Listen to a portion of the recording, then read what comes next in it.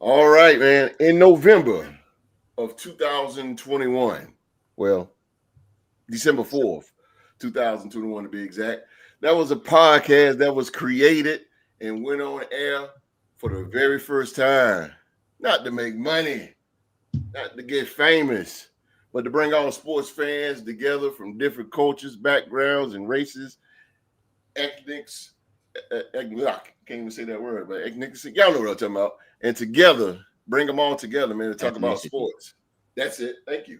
And just to bring us together, man, to talk about sports, man. 4 years later, we are still here and still growing, man. It's been one hell of a roller coaster ride. Ladies and gentlemen, welcome to the 4th annual Real to Sports podcast anniversary show. And today we're going to talk about Mike Tomlin and the Pittsburgh Steelers. We got the we're going to talk about I got some hardware to give out this show, and we're going to talk about Chris Paul, man. Oh my God, we got to talk about my man CP3 all the way in Winston-Salem. Ain't that right, big dog Q? Yes, sir. Winston-Salem, man, sir. And guess what, man? Tonight we are going to crown a brand new Real to Sports NBA trivia champion. Oh, it's going to be Wall Street. He's going to be taking on Rockstar Rock in a winner-take-all 10-question NBA trivia showdown. Also, we're going to have a brand new Real to Sports live chat MVP. And the biggest award is the 2025 Real to Sports podcast MVP, man. Find out who will grab all these awards, ladies and gentlemen. Sit back and relax. Get a cold one. It's going to be a long one. We going right here on the Real the Sports Talk Show. I can't accept the loss. I'm hard-headed. There's a little bit of madness to my method. Many falling off that fine line that I'm treading. I risk anything to be great, and I'm not letting nobody rob me of my victory. Number one, that's what I'm meant to do. When by any means, only thing that makes sense to me, I can make nice or make history. I got that dog in me, yeah. Turn me up, big energy, got the crowd going nuts. I got that dog in me, ante up. I take on anyone, I don't need a one-on-one. I got that dog in me, yeah. I'm talking all bite, no bark. I could rip your squad apart. I got that dog in me, ante up. I take on anyone, I don't need a one-on-one. I got that dog in me, yeah. I'm talking all bite, no bark. I could rip your squad apart. I got that dog in me. So what's up? Yeah, so what's up? I told her move over. Enough of that mediocre. I've been the man since cruising around in the stroller. I got ice in my veins like a cut in Minnesota. Why not show you how I'm built? Come a little closer. Ayy, lot of heart, been smart, aura gotta glow. We can restart, give head start, still get the same result. I'm about mine. Don't you get it confused? I'ma win again. Yeah, that's all that I do. I got that dog in me, yeah. Turn me up. Big energy, got the crowd going nuts. I got that dog in me. All right, man, we thank you so very much for being here with us on this Saturday night. Wherever in the world you are watching right now, we are coming to you live from YouTube, man. We are the Real to Sports Podcast, and this is the Real to Sports Talk Show, our 4th anniversary show, man. 4th anniversary show. Like I said in the intro, man, we got a lot of show for you guys tonight. But here, man, we talk about the hottest news, what's going on in the sports world today. And I got to give a quick shout out to all our sponsors over at bonfire.com, official home of the Real Sports Podcast merchandise, and sportsline.com, packdora.com, and Duffy Energy Drink. All those links. I'm not going to go through all that, but all those links is in the description box below. I got to get to the live chat is off the chain. Check out all those in the description box below. Holy smoke. Miss Dupree, thank you so much. Sheila Dupree is in the building. Thank you. Yes, sir. Thank you very much, man. MJ, the GOAT. Streets, the queen. Oh, Street. Oh, you're muted. Muted, Street. Oh, damn. Fix it, Street. Fix it. We'll be back. Fix it. That's my wife. Oh, you should have came up here and said that. Shout out, Mr. Toast. Sojo. What's up, Sojo? Oh, What's going on? Sojo. Wow. Philly G. What's up, Philly G? Wow. You want to tell him? Look, she coming up here. Philly G, I don't know what you want, bro. Philly G. Man. Y'all might have just got let Miami get it. I know, right? Yeah, tell him. Happy anniversary, guys. Hey, appreciate it. Thank you. Host. Thank you. Mrs. Host in the house. Thank you. Appreciate it.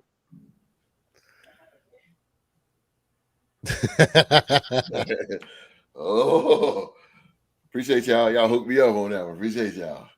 Y'all just made things more better. Thank y'all. Thank y'all. Street, what's up, Street? I don't know. Can y'all hear me? Yes, Yeah. sir. Yeah, Yes, man. sir. Yes, sir. All right, cool. There you go, Street. There you go. All There you right, go. there you go, baby girl. Thank you, baby. There you go. There you There go. you go. Philly G is in the building. Philly G. Oh, yeah, man. I think Alabama, I think we losing to Georgia. The game is already over. No, it's all good. that's an L, bro. Yeah, it's all good, bro. It's all good. Georgia got there. I know it's a guy named Eddie Smith in Decatur, Georgia, who's a Alabama hater. You got us. About time. That's all right. We still in the playoffs, though. Still in the playoffs. But anyway, we're going to get in there, bro. Come on now. Come on, Mark. Show some love, baby. But happy anniversary, brothers. I'm enjoying fatherhood. One of my 2 W's in life. That's what's up, bro. All right. That's what's up. That's what's up, man. He said, at least my Flyers winning games. Yeah. That's what's up, Man, man. it's rough in Philly right now. Philly G is part of this thing too, man. Philly G has been on here for about a good, a year or two, Mark? Something like that. Yeah. Philly been a G, man. minute. Philly G had one of the biggest moments on this show. Philly G won his first NBA trivia championship, and that was crazy. I even think nobody had a snowball chance in hell with Philly G, and Philly G pulled it out, man. After losses, after loss, and Philly G on this show, he pulled it out. That was a big moment. He got comeback player of the year for that. Let's go. That's what's up, man. Many moments here on this show, man. Many moments. But forget all that, man. Ladies and gentlemen, these are the guys that y'all need to be worried about today. They are the stars. They are the mouthpiece of this whole thing, ladies and gentlemen. They are the Real to Sports podcast. And starting off, man, y'all know who he is. He's the host.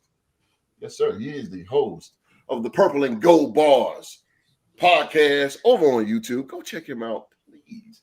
I done brought 2 Viking fans to him today. Already. Purple and Gold Bars podcast, man. He represents the Minnesota Vikings, ladies and gentlemen. He is Latino. Ladies and gentlemen, he's our Latino brother. He is the one supreme in the building. What's going on, everybody? I am the host of the Purple and Gold Bar Show. Yes, you heard it. The Canadian Latino heat. You know what we're talking about, guys. Orale, you guys have made it to another year completed of the Real to Sports podcast, man. Yes, sir. You guys have been blessed with some wonderful content over the years. I'm glad and proud to be a part of the crew, your newest addition to the crew. Yes, and sir. if you want expert commentary, if you want awesome roundtable discussions, that banter back and forth between us, you've made it to the right podcast. You the better right know show. it. Way better than anything you're gonna find on ESPN, First Take, all these things. Fuck Pat McAfee. FS1. None of these guys have Tell him, Cream. Tell him. to these Tell 'em. gentlemen, guys. Let's go. Let's go, baby. Let's go. Orale. Orale. Let's That's go, right. baby. Let's go. Woo. We got Latino heat up in here, boy. That's what I'm talking about. It's We I guess we got the diversified heat in over here because it's mucho frio outside. Yeah, for facts. Up in Canada, it's snowing outside right now, man. It's snowing cold. in Virginia, bro. Oh my God. Oh my God. Oh man, speaking of no Vikings, you know, we got two of them here, and this man is a legend, ladies and gentlemen. You know what? I've been friends with this guy for 10 years, man. 10 years. This man told me if he had $2 worth of gas and he's stuck in California, he coming to see me. He coming. Boy, it don't get no better than that, ladies and gentlemen. It don't get no better than that. Yes, sir. Armani suits, Rolexes, Stacey Adams, you name it, he got it. He got it, baby. One of the coolest guys I know, ladies and gentlemen. Hailing from Winston-Salem, North Carolina. He is the living legend himself, the legend that representing the mighty Minnesota Vikings himself. Too hot to handle, too cold to hold. My man, the dog. All right. What's going on, people? Glad y'all tuned in today. It's been a couple of weeks since we've seen you. I hope each and every one enjoyed your time with your family, Thanksgiving holiday. That's what it's all about. I'm glad y'all tuned in today. This is a special moment for the podcast, our 4th year. It's been a long journey. I've seen some ups and downs and downs and ups in this podcast, and we still here today. And so I just want to thank y'all and for hanging in there with us and being part of this podcast, and enjoy the show today. We got a lot of information, a lot of awards, and sports trivia, a lot of things going on today. So stay tuned. Sir. Yes, sir. Go Vikings. Let's go, baby. Yes, sir. Keep on scolding, man. That's all right. Keep on. Miss Philly G was the first woman to be. That's very true. That is a real sports fact there. Miss Philly G, she's the first woman to be on the show. Oh, man, I remember that. God, I still got that clip somewhere. I should have put that on the show. Q. John Stover's in the building. What up? What up, John Queen? John Stover, boy. That go What up, nephew? John Stover, when he was sniffing you out, Q. I ain't worried about him. Looking for you, boy. I heard somebody was looking for you, boy. He was looking for you there, Q. Minnesota. He got to come to Minnesota. We're going to split it down to half, baby. Split it down to half. I ain't worried about it. Oh, damn, man. All right. Oh, this guy coming up. Oh, my goodness. Ladies and gentlemen, y'all know how hard it is to find a guy. I'm telling you. And I'm talking about that man's name is Mark. Lord have mercy. It was so hard to get in touch with this dude. Oh, my God. He is the longest podcast panel member. He's been here since day one. Day one, very first show, and still here, man. Still here with me. This dude is loyal as hell. Man, boy, we done had some talks. We done seen some things. Boy, good God Almighty.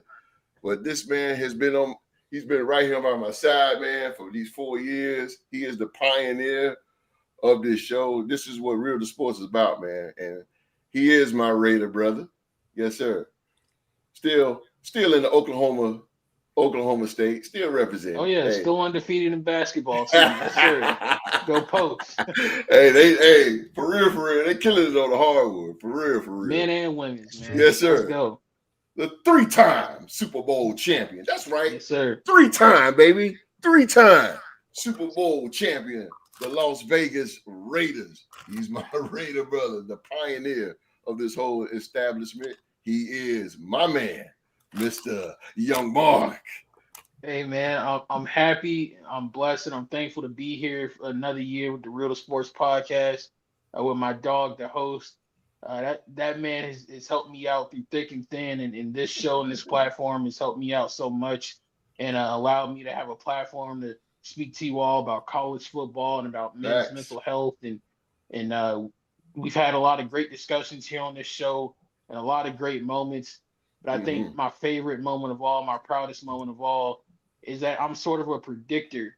I came on the show and proclaiming the greatness of Baker Mayfield, and look at everybody now. Everybody on the show loves Baker Mayfield. Hey, I'm a Baker Mayfield believer, bro. I came on here predicting the downfall of the Pittsburgh Steelers, and look at them now. Hey, come on, man. My guy. I believe in him, bro. I Let's believe get in Baker Bayless on the Mayfield, bro. podcast. Baker Mayfield, bro. Q. He said you got some explaining to do.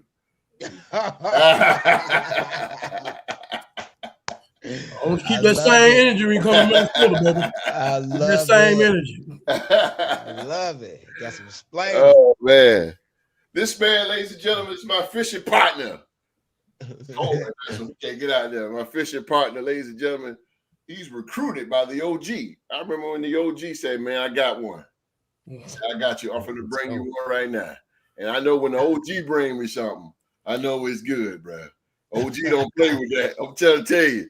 If you make it past the OG, you good. You good. You make it past the OG. And he said he got one. And he ever since, man, he's been here.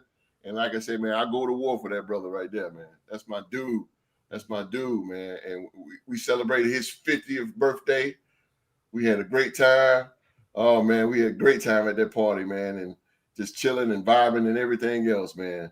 He represent America's team. The biggest fan base in all of sports. They are the 5-time Super Bowl champion, the Dallas Cowboys. Ladies and gentlemen, he is my man. Wall Street is in the building. Let's go. Let's go. I appreciate that, host, man. Sure. Host, hey, it's been an amazing journey, man. You know, yeah. I've met some cool brothers along the way.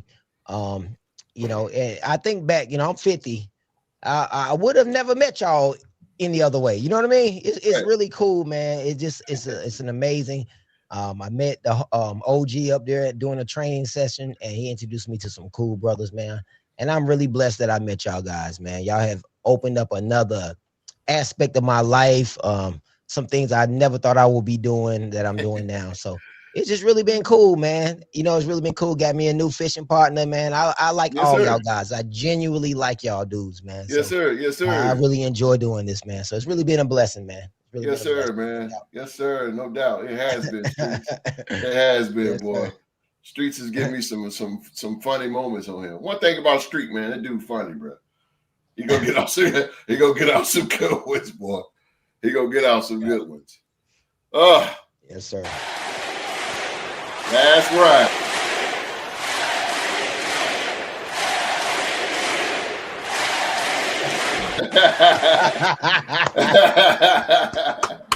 Let's go. Oh man, this guy, Mark broke him. Mark broke him here. Mark said he got my homeboy up in Maryland. No sports like crazy. I said, bring him in. He brought him in, and again, he's been here ever since, bro. He's been here ever since. Oh my goodness. Let me tell you something about Rock. Rock gonna give you hardcore facts all the way, straight down the middle. Straight down the middle. You know, and even though he's a Jacksonville Jaguar fan, it don't even matter, bruh. It don't even matter. But the thing about Rock, he's diversified, and he goes from different team to team to team. He don't just go with the Jacksonville Jaguars. You know, he goes all over the place. But very, very talented, very, very talented brother. He's a great father. Great father, man. Great father. Yeah, man. And Rock his career has changed. Thank goodness his career has changed. That brother right there, and not to get it is personal, but man, I'm telling you, the struggle is real. But man, look at the sun is shining on him. His career has changed. Everything is turning good his way. Yes, sir. It's turning good his way. And he represents Duval County. And if you don't like it, just deal with it. Deal with it. Jacksonville is in the building. He hails from the DMV. The DMV, ladies and gentlemen, the Jacksonville Jaguars.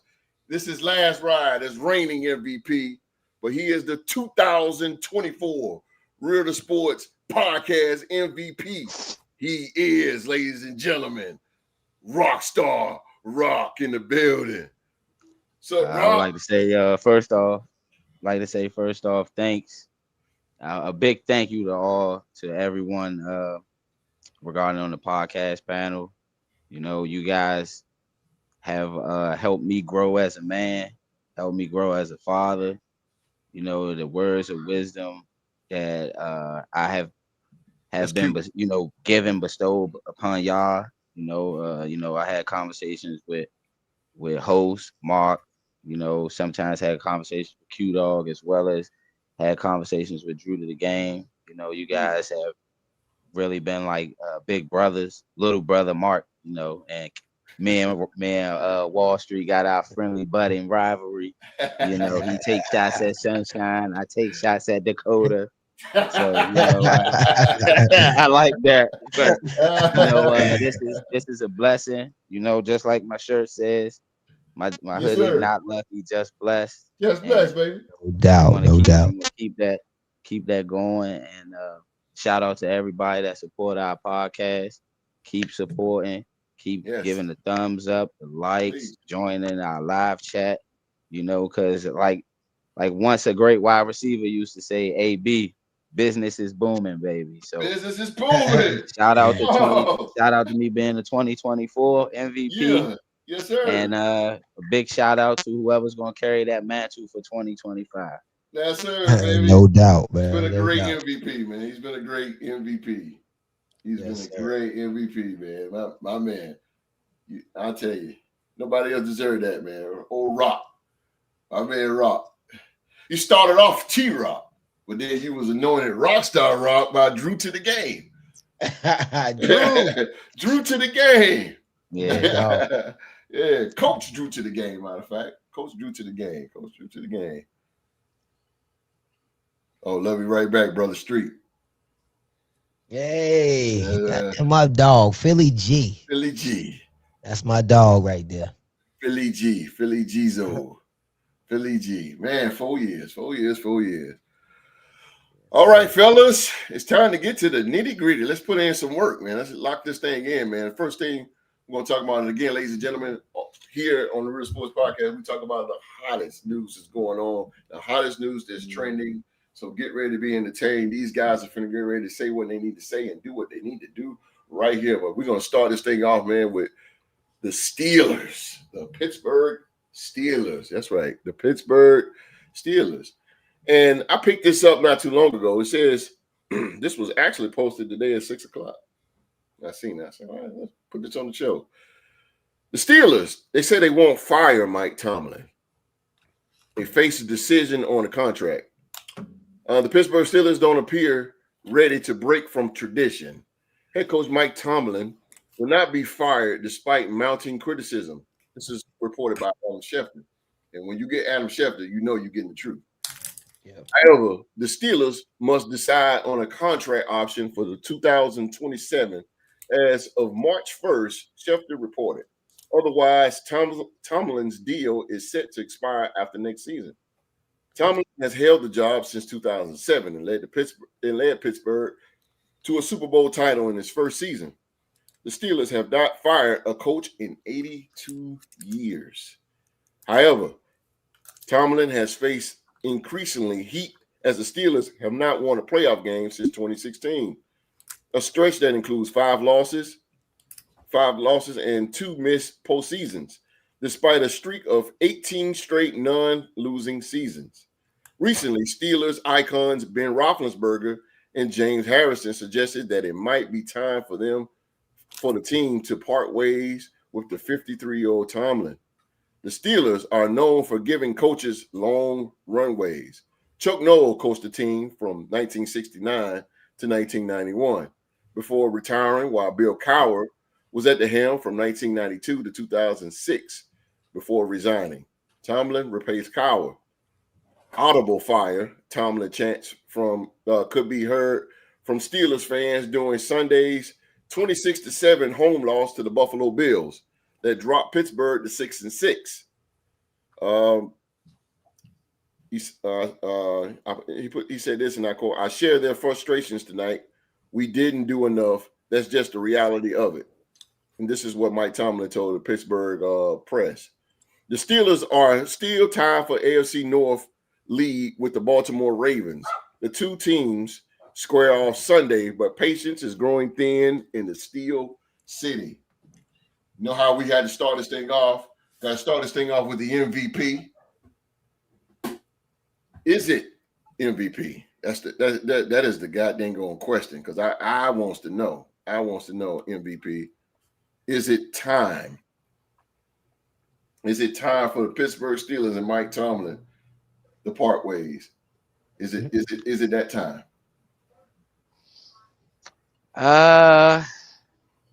That's a really, to me, I mean, I really don't care as being a Jags fan. You know, we whoop up on the Steelers anyway when we play them in meaningful football games, you know, in the postseason. So, you know, my team does well against Mike Tomlin. So it's not like we're Cleveland or Cincinnati. I mean, well, it's not like we're Cleveland or some of these other teams that, you know, he's good against. But I think he's kind of lost his ways a little bit, because when Mike Tomlin became the head coach of the Pittsburgh Steelers, it was in a different era of time during football, where a lot of the men, grown men that were coming into the game, they were able to take authority. They can be able to be talked to a certain way and understand that what they need to, what he's trying to preach to them. Nowadays, it's a different type of different bravado that's coming into the NFL. You know, these guys, you got to kind of like coddle them a little bit more. You got to, you know, give them a good pat on the back every now and then, even when they do wrong, you know, when they playing like some garbage and stuff like that. So, and I just think for how the Steelers organization was when he got there, the Steelers organization don't have the same identity that they used to have. You knew they had a tough defense, and you knew they was going to at least run the ball, or, you know, their quarterback position has, you know, which is funny. Their quarterback position has taken a tremendous drop since Roethlisberger walked out. Major. And for years, people were saying Roethlisberger was the issue. Right. But they can't seem to find a franchise QB since he left. That's true. And, you know, and that just goes to show you the character. That just goes to show you how how great of a quarterback and a leader Roethlisberger was in that locker room. Whereas though now, you know, the guy's not even listening to Cam Hayward. Cam Hayward is one of the locker room leaders in there, and he's got to worry about whether or not certain things is just taking a turn for worse. And I think he should. I think the Steelers should remove him as the head coach, but keep him in the organization. You know, like how we did Bruce Arians, like we did with Brad Stevens and Brad Stevens. Boston. Yeah. Brad Stevens was our coach for years, and he couldn't get us over the hump to get into the NBA Finals. Kept getting these Eastern Conference exits. Right. So we moved him to president of operations. Yeah. And yes. You see what has happened since then. We had 2 finals appearances. Yeah. And, you know, won the NBA, you know, they won the NBA finals. So I think maybe Tomlin will be suitable in that role. You know, get him out there scouting guys. Seeing, you know, because I feel like he's too much for this organization for them to fire him. You know, I think he should just be, they should let him go or move him up into a higher position in the organization.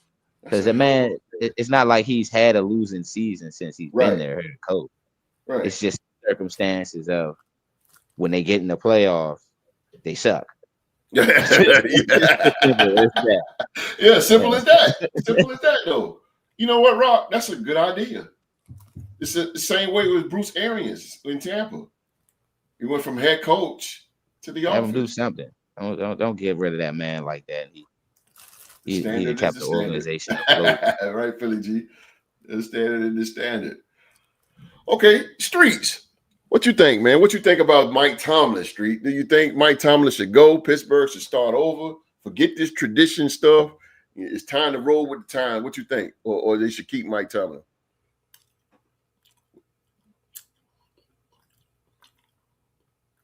Uh-oh. Oh, he muted again. You're muted. Muted again. Again?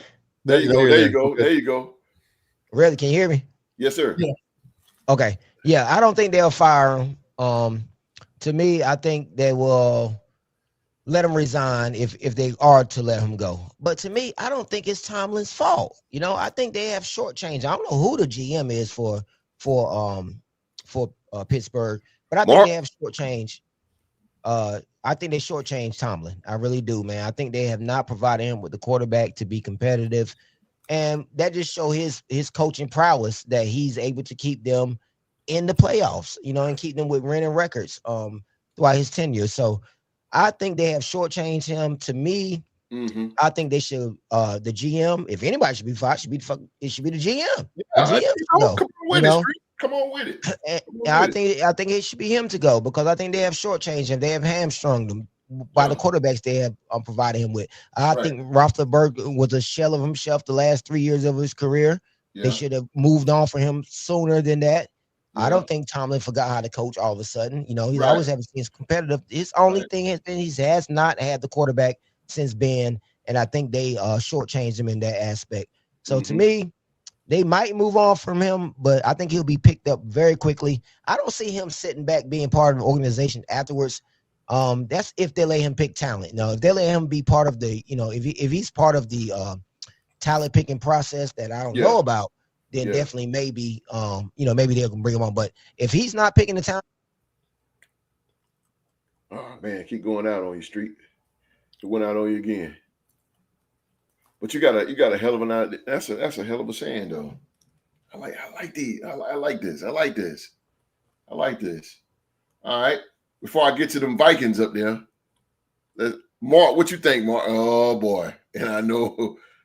Okay, Omar Khan. Appreciate you, Mark. Omar Khan. I did hear that name before. Omar Khan. But I know, boy, you hate this team right here. The Pittsburgh Steelers. But one guy is well respected, though, man, is Mike Tomlin. And do you think Pittsburgh should, you know, consider and let him go and start off new, or just continue with the, you know, tradition and kind of, as we say with players, build around him?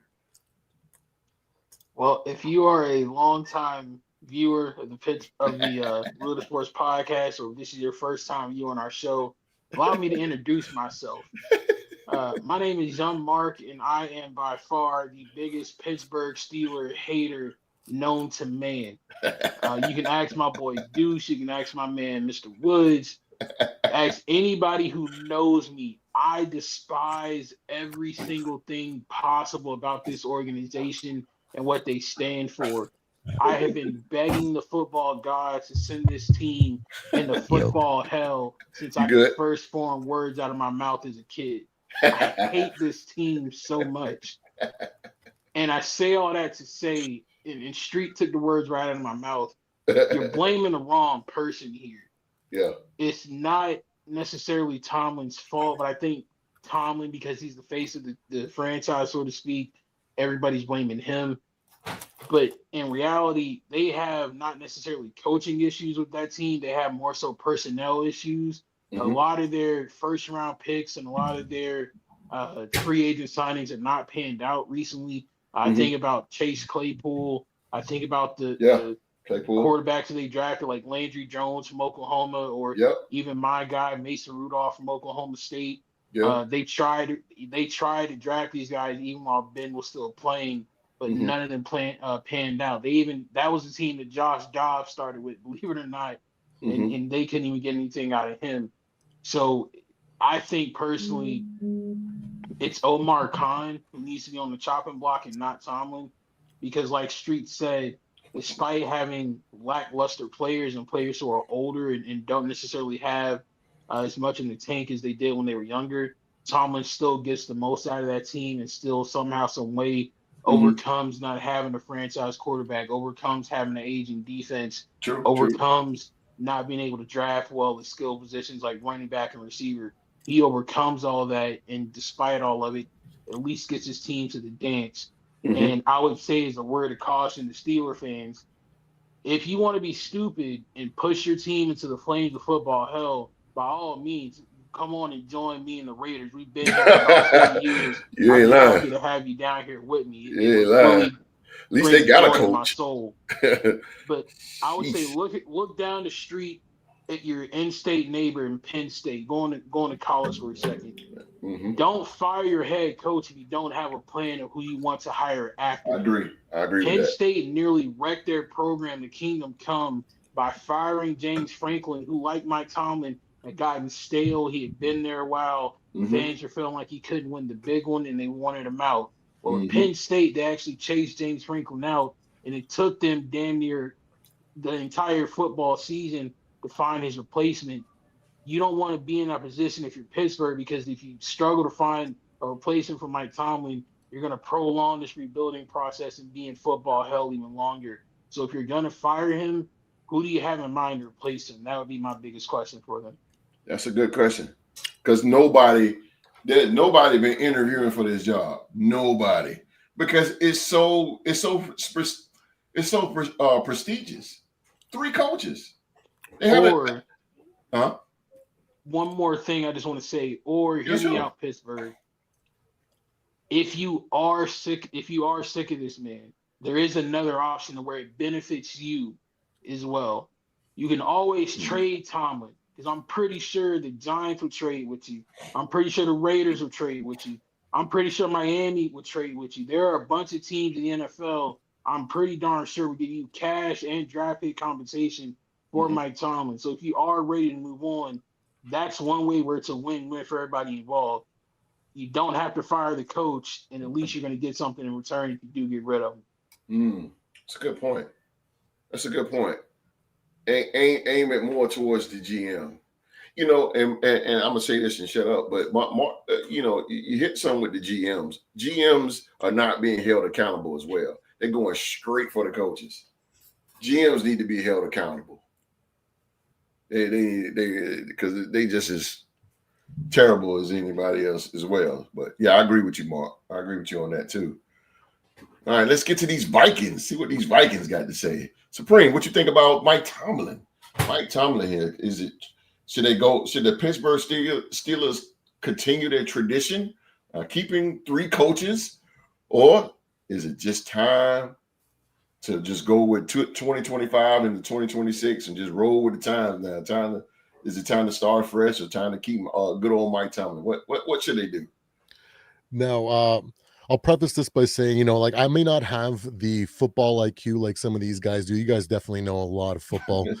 My expertise comes from my market research and sales background, on top of the fact that I just think outside the box like no one else does. So I think that we're actually asking the wrong question.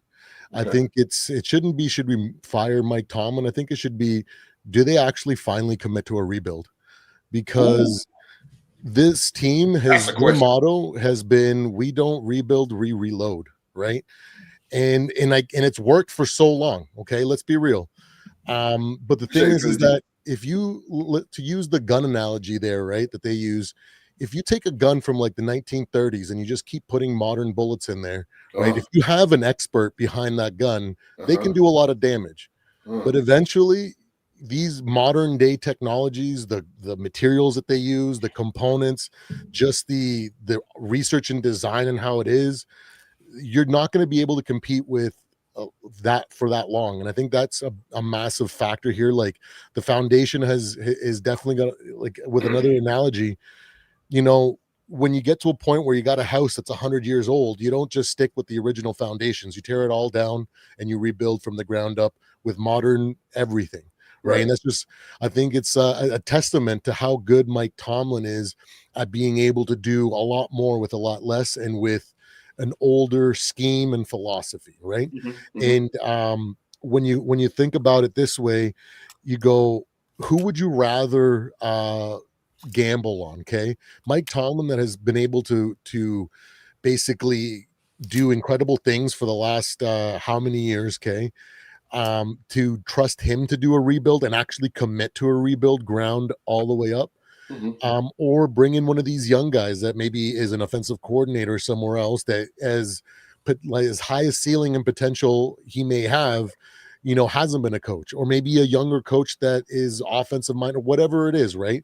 Are you going to gamble with something like that? Or are you going to gamble with someone like Mike Tomlin that can continue to use his experience, his knowledge, his his ability to get the most out of little to helm a rebuild. And I think that's what they should be asking there.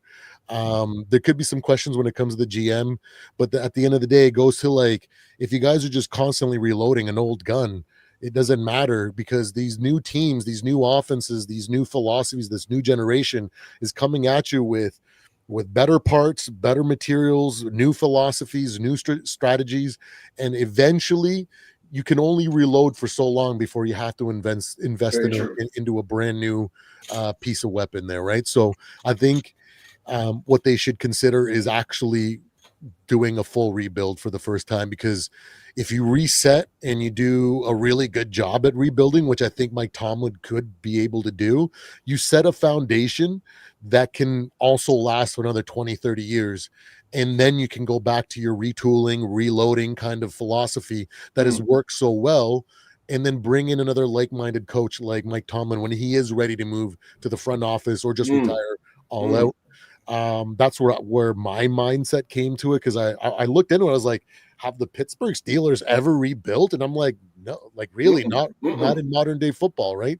They just maintain that retooling, reloading strategy, and they're really, really good at it. So I think that is a testament to the intellect that Mike Tomlin has, and I would gamble with him over a young gun any day of the week, right? Experience sometimes is going to help overcome a lot of growing pains and a lot of issues that a young quarterback or young coach is just not going to be able to foresee or be able to handle when that adversity hits, right? So I would still bank on Mike Tomlin. I think that's a reactionary question or concern from the fan base and whatnot. So my thing is they should keep him, and that should just focus on the rebuild and see what he can do, because he's never done it. And if anybody can do a really good job, I think he can. You know what? That's a great point too. That is a hell of a great point. I never seen Pittsburgh rebuild.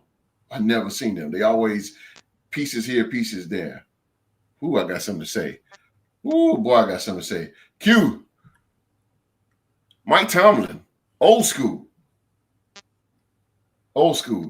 Should the Pittsburgh Steelers continue their traditional ways, or should they rebuild like Supreme say and go and rebuild and start fresh and new? What you think? It's sad to say that this organization, we know that their history, they only had 3 coaches, and there's a specific type of coach that they want. The way the NFL going, to me, is going to eventually, if not sooner or later, it's not going to have this type of coaches around in the NFL. Again, I think John Harbaugh is not too far behind them. Right. I really feel that we're seeing that the type of football that we use this organization to play, and the way they have been presented on defense and a strong running game, dominant, but there were 3 type of coaches. And with these players that's coming in today, I think they just don't understand the Pittsburgh way. It just doesn't resonate with them that well. It's just like any other players that come into the NFL. The NFL is changing in our own eyes. Just getting softer as we speak. Yes, sir. And that's not going to change. So I really feel, Mike Tomlin, he's been doing it for a long time now. I mean, he has nothing to really hang his head on. They've done a real good job to come in the organization and do the thing that he's done. Absolutely. And it's hard to replace him because of the way that the specific coach that they're looking for. There is no coach like that out there. Right. There is none. That's why they want to hang on and work a contract. But as they do that, they can see that these players coming in and they're talking. These players got voices now, and they can go over coaches. They can go up to the general manager. The general managers are listening to them, override the coach. And versus, back in the day, you couldn't, they wouldn't even let you get past the coach. Right. But now you can do that. Right. And so I don't know if he'll be able to keep that going much longer, the type of coach that he is. Right. So I think the way of his coaching is fading away. Yes, he might be losing the team. It's not the same old Steelers that we know of him coaching about. And I just think it's just they just don't have the Pittsburgh way no more. Right. And the way this organization have been president since the beginning through 3 coaches, that way is going to be extinct. Right. They're going to be like, and when Mike Tomlin go, this team will head south. Yes, sir. I agree. When I say fast, we will be talking about years of them on the bottom. They won't be that tough team like we normally would see them, that we normally used to them to see.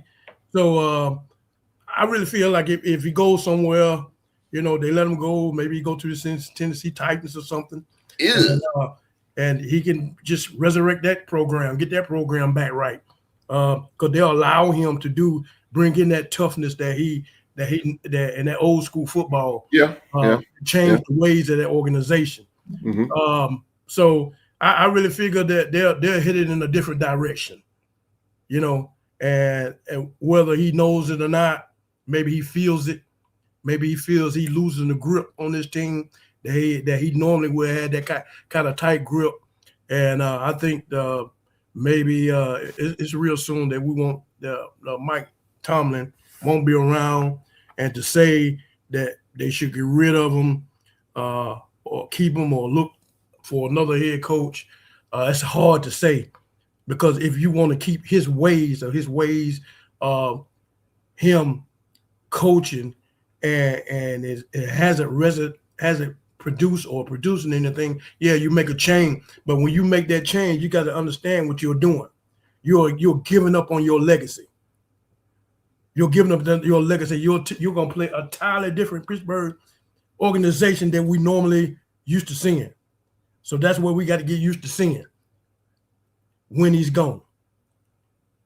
So, that's how I look at it. I mean, it's tough to say, because the league is getting softer by the minute, and I hate to say it that way, and I hate to see it that way, but it's just the reality of what I see, and and this organization will be different once he's gone, entirely different.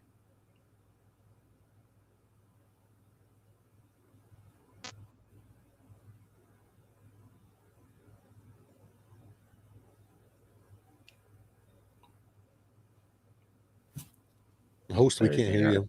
Oh. Yeah, we can't hear though. I can't hear you. Yeah. Mm-hmm. We'll give the host a moment here. Yeah, but that was a really good analysis. I think all you guys make some incredibly good points. I would definitely just my thought is, like, if anybody can evolve and move to a new style of a new generation, it might be him. Even though he's an old school type of guy. But yeah, I wholeheartedly agree with every single one of you guys. Am I there? Yeah, we got you. Okay, here we go. Let me break this down real fast. Let me put a little remix in here for everything y'all been saying here, because I've been thinking about this a long time, and I've seen a different couple podcasts saying, get rid of it. No, you need to keep the guy. I'm gonna tell you why. Because the guy, Mike Tomlin, this man right here is a man's man. He's not just a coach; he's a role model.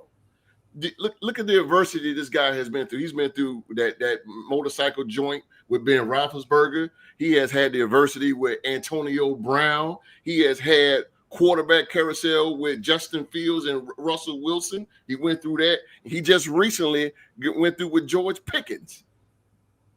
The guy has been through some stuff, and still winning, still going to the playoffs. Is he winning a big one again? No. But we need guys like that. We need coaches like that. This is a coach that's going to look. This is the Real Sports Podcast. This is a coach that's going to get on your ass. That's just what it is. And like you said, like Q said, the game has gotten soft. That now you can't talk to these players in the kind of way. You got to pet them. You got to do this. You got to do. No, you ain't. No. Mike Tomlin is not that guy. He's not that guy. He's a Hall of Fame coach who again is a man's man.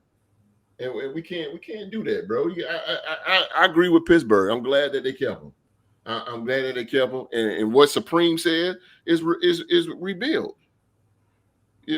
That's just rebuild around the guy. Bring him some talent. Omar Khan is what Mark looked up for me. Is the GM of the Pittsburgh Steelers. Again, and even Philly G said it. Let's hold these GMs accountable and let's stop shooting at the head coach all the time. Why are we never Vikings? Come on, Vikings! You need to shoot at Kwesi. Kwesi's fucking up. So he need to blame him. Spy tech. For us almost not getting Liam Cohen there. Exactly. For us to have fired out. Us to have fired out last GM Trent. You want to hear some bull? Geno Smith flips off the Raider fans. We haven't heard anything from John Spytek, our GM. We haven't heard nothing from him. The GM's supposed to step in and find the guy, not the head coach. That's the GM's job. But we haven't heard the GM. You know why? Because he's hiding behind the goddamn desk. Same way as Kwesi. Same way Omar Khan. You got to hold these GMs accountable, man. They got to hold accountable. They are responsible of bringing talent to the head coach. Mike Tomlin, man. They haven't, like you said, haven't had a quarterback in I don't know when. They need a quarterback. Aaron Rodgers, he's done. It's a wrap. Will Howard is still on the team. Bring him up. What are you doing to develop Will Howard? Develop Pittsburgh. Yeah, you got 3. So what? See, Pittsburgh is stubborn. The Rooneys, they're stubborn. They're stubborn. You're still going with the old ways. This is 2025. You got to roll with the new. You got to bring in a Daisy Fresh quarterback or whatever. You got one in Will Howard. Play the guy. You got a 41-year-old quarterback. Get rid of him. You hurting the franchise. You hurting your coach. You hurting one of the best coaches ever. 17 years this guy been there. Him and John Harbaugh, the longest tenured coaches in the NFL. I'm just saying. Build around the guy. Yes, sir, Mark. I was just saying that the GM Khan, he signed an extension in July through 2028, so he's going to be there for another couple of years. Yeah, but okay, so he needs to do the work. So the Rooneys need to get on him. Listen, Pittsburgh got the second biggest fan base behind the Cowboys. They need to do something. This is one of the most prestigious teams in all of football. But you got Cowboys, the Raiders, the Redskins. Yes, I said Redskins. And you got all these teams like that, man. You have to do something. You're killing that guy right there. It's not his fault. That's why they got to dump that philosophy of, we don't rebuild, we reload. Because if as a GM, you pick players differently than if you're going to go for a rebuild, right? That's why you got an old ass defense. You got a guy slow play Slay that basically gets cut. Now doesn't want to play football anymore. You need to bring him in the offseason because you wanted to reload. You didn't want to freaking rebuild. Exactly. You're so stubborn. You got to get out of that. Even when they won the Super Bowl with Coward, Jerome Bettis. I don't get it. Why they ain't go after Jameis? Why they ain't go get Jameis Winston over Aaron They should have. Absolutely. Jameis Winston would have been all right in Pittsburgh. Mm-hmm. Yeah. Jameis Winston's good now.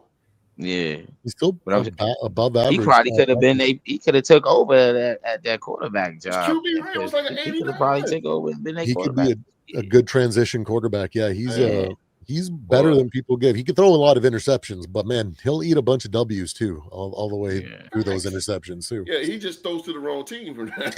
And he'll do that. But yeah, man, look, man. Yeah, again, I'm not a Pittsburgh fan, but I like Mike Tomlin. And he's a man's man, and all of y'all can relate to this guy. That all y'all can say that y'all want a coach like that on y'all team. I know as hell I want. Yeah. As a Minnesota Vikings we got one. How that fucking feel? Cohen, man. As a Vikings fan, I think that's one of our biggest blunders there, because he was a coach on our team before he took the Pittsburgh job, and had we identified him and had him have our coach, we would have had him up until now, and probably would have had a completely different. Yeah, he was y'all special. He's on y'all special teams, right? He's our defense coordinator. Mike Tomlin, right? Yeah. And we didn't identify that. That was a big ass mistake by us. He could have been. Who was y'all head coach then? Different, you know. That was it was your man that it was the boy. It was Dennis Frazier. Green. It was Leslie Frazier. Was it Leslie Frazier? Yeah, Leslie Frazier. I think it was. Or the tail end. It was like Dennis Green last year. Mike. It wasn't Mike Tyson. Mike Tyson. Speaking of the Vikings, this guy right here hired Brian Flores on his staff when nobody gave Flores a shot. Yeah, that's true. That's true. He did. Nobody gave him a shot, bro. And it worked out. It worked out because exactly, Rock. Exactly. Yeah, because I thought his ass was gonna get blackballed for a second there. Exactly, Street. Brian Flores is something else. Tomlin gave him a shot and it worked out. He was successful. Flores was. Brian Flores is a very smart guy. Very smart guy on defense. He's still going through that lawsuit, ain't he? Yeah. Yeah. And it's really, really murky over there, and that it's not looking good. Man, you got a guy like Tomlin. He's blackballed. You got a guy like Tomlin. You better keep him, because it ain't a lot of men out here these days. There's a lot of bitches, and I just put it like that. You need tough men. This is football, not flag football, baby. This guy right here is going to give you. He wants you to be accountable. Speaking of accountable, it's been a while since he's been there. Yeah, I know. If anybody can evolve, it's him, man. That's it ain't all on give him. him a quarterback and then judge. Damn Roonies, man. It's the Roonies, bro. I'm telling you. I like the Roonies, but if you gotta give him a quarterback, man, so you can see what he can do. Really, you wouldn't go get Aaron Rodgers. You got Will Howard, who won a goddamn national championship with Ohio State. Nah, I would you just got him sitting there. Then you bring in Russell Wilson. And you bring Justin Fields. I ain't no Will Howard fan, host. Huh? Wasn't he at Kansas State before he went to I know you. Yeah, he was a little shaky at Kansas State. But what I'm getting at with Will Howard, listen, Yeah. What I'm getting at with Will Howard is he's young. There you go. I can agree with that. He's young and he's got to develop him. Groom him. Let him get some snaps. It's a failure not to let him find out one way or another. If you don't know what and you just let him sit there, you'll never know what you got. You'll never know. Or they may be seeing this motherfucking practice and be like, bro, he's trash. They might be. That's true, but that's on them is that he's trash because you got to develop him. You got to develop him. Yeah. You got to. Yeah, the rep distribution probably might be get maybe 5% of the reps, depending on how they give. Come in Mason 30 Rudolph, seconds of the game. Depending on how they give Mason Rudolph reps in practice. He throw one screen and the next is a victory kneel. That's it. Come on, man. Yeah, that's what I'm saying. You never know what you got on your team, but you always going with the old faithful. But the old faithful ain't working. I'm gonna leave that alone. I'm gonna go to the next subject because I'm getting fired up here. I'm fucking fired up, bruh. 4th anniversary. I'm getting fired up here. It's crazy. Leave that alone. Q, pour some water on me. This is crazy, man. It's crazy how football is, man. And ladies and gentlemen, we're not professionals, but I'm pretty sure if I take these guys with me on the team, oh man, we'll be a hell of a team, for sure. We know what we're talking about.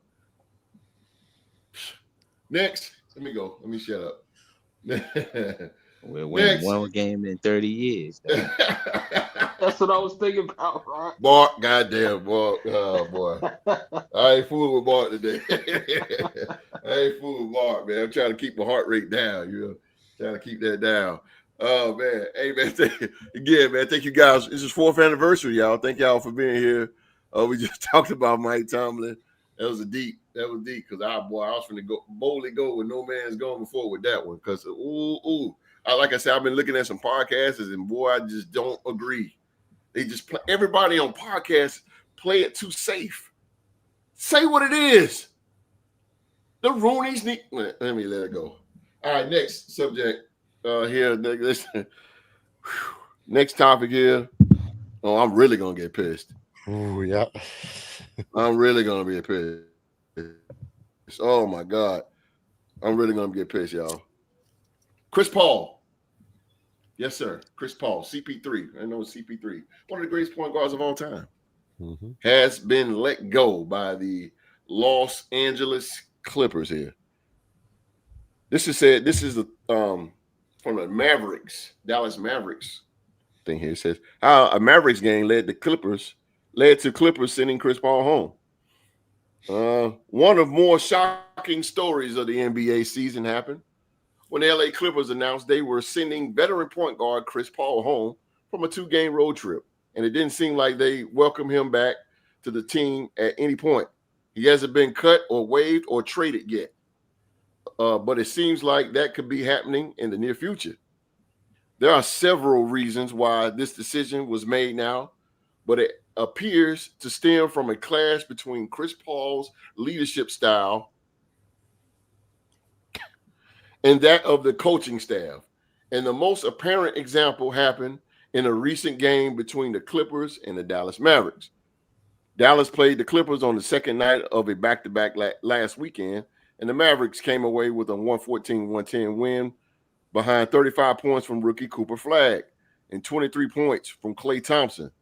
But Chris Paul apparently told Kawhi, listen to this, y'all. Chris Paul, motherfucker. Listen to this. Listen to this.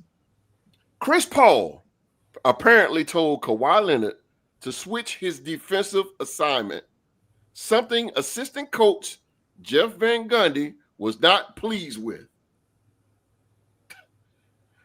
Chris Haynes, who is close with Chris Paul, recently appeared on Amazon Prime's NBA studio show where he talked about Paul telling Kawhi to switch off of Klay Thompson, to which Van Gundy reported said, you might have had leeway in other places to change up defense coverages, but you don't have the leeway here.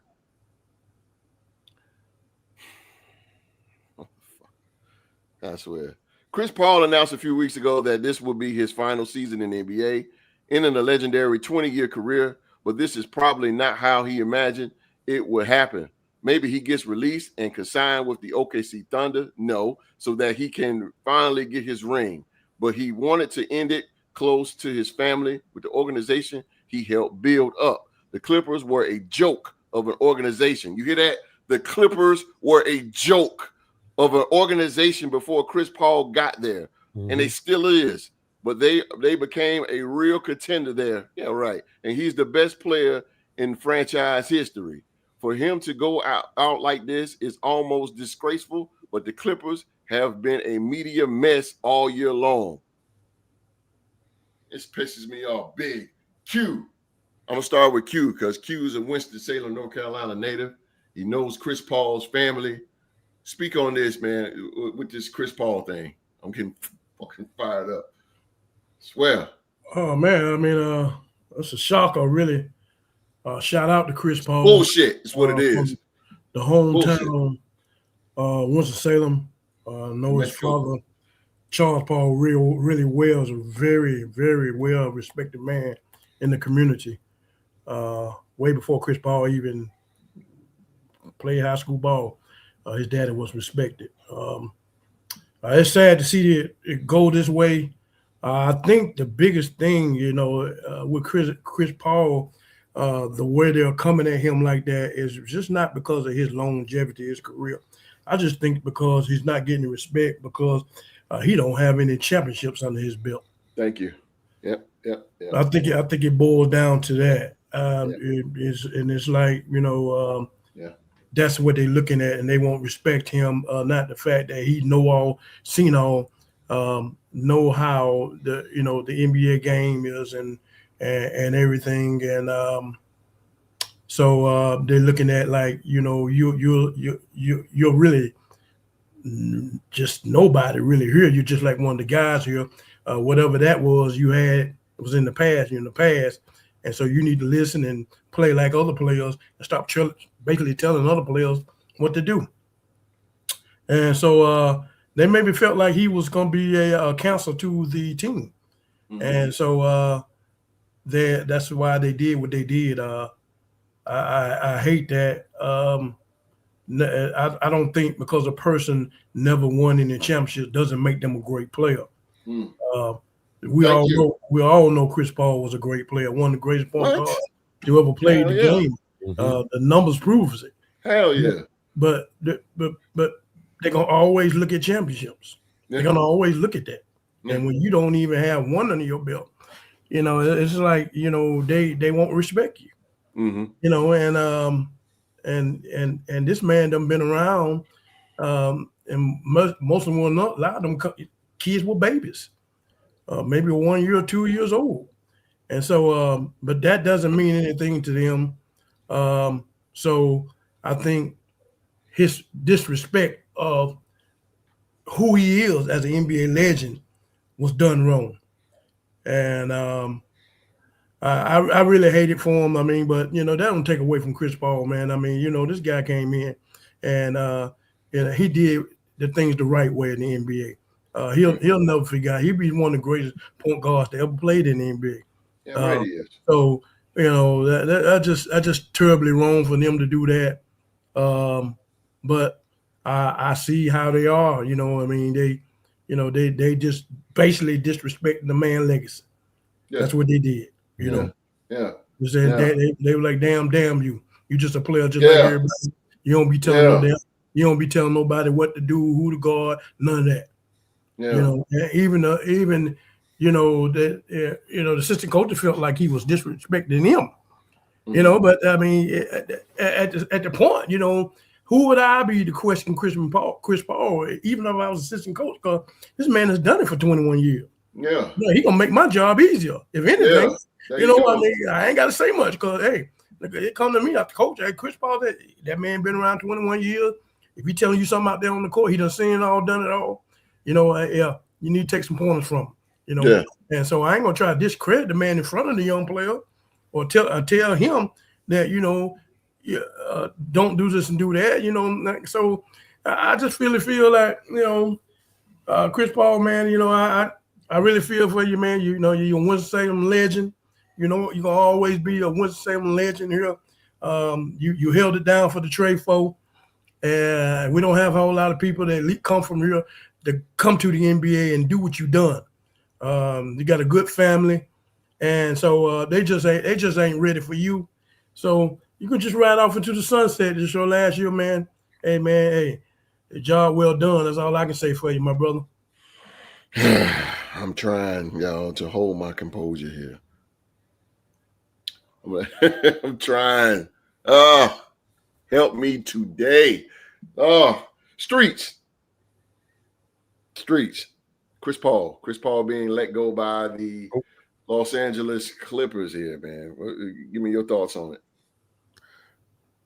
it. No, I can't hear you, man. Yeah, here we go again. Here we go again, Street. Tap on to do something. I can't say what I want to say. That'll be a pause. No. Still. Nope. Go get it together. We'll slide to Mr. Marcus. No, that's an automatic. That's an automatic. Right.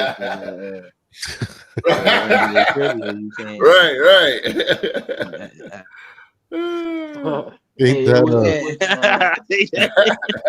wouldn't be the Real Sports Podcast if somebody wasn't having technical issues, man. I had it the most. Day one host went. Oh my God, bro! We were good in the pre-show, and then as soon as we went live, my internet got staged. Mark was like, "Hey, bro!" The whole time, and I was like, "Mark, say something! Say something, Mark! Goddamn!" Mark was just like, happens to the best of us, bro. Yeah, he froze, bro. Mark was just straight froze. Oh man. That was good. Jay on the track was messing with you too, though.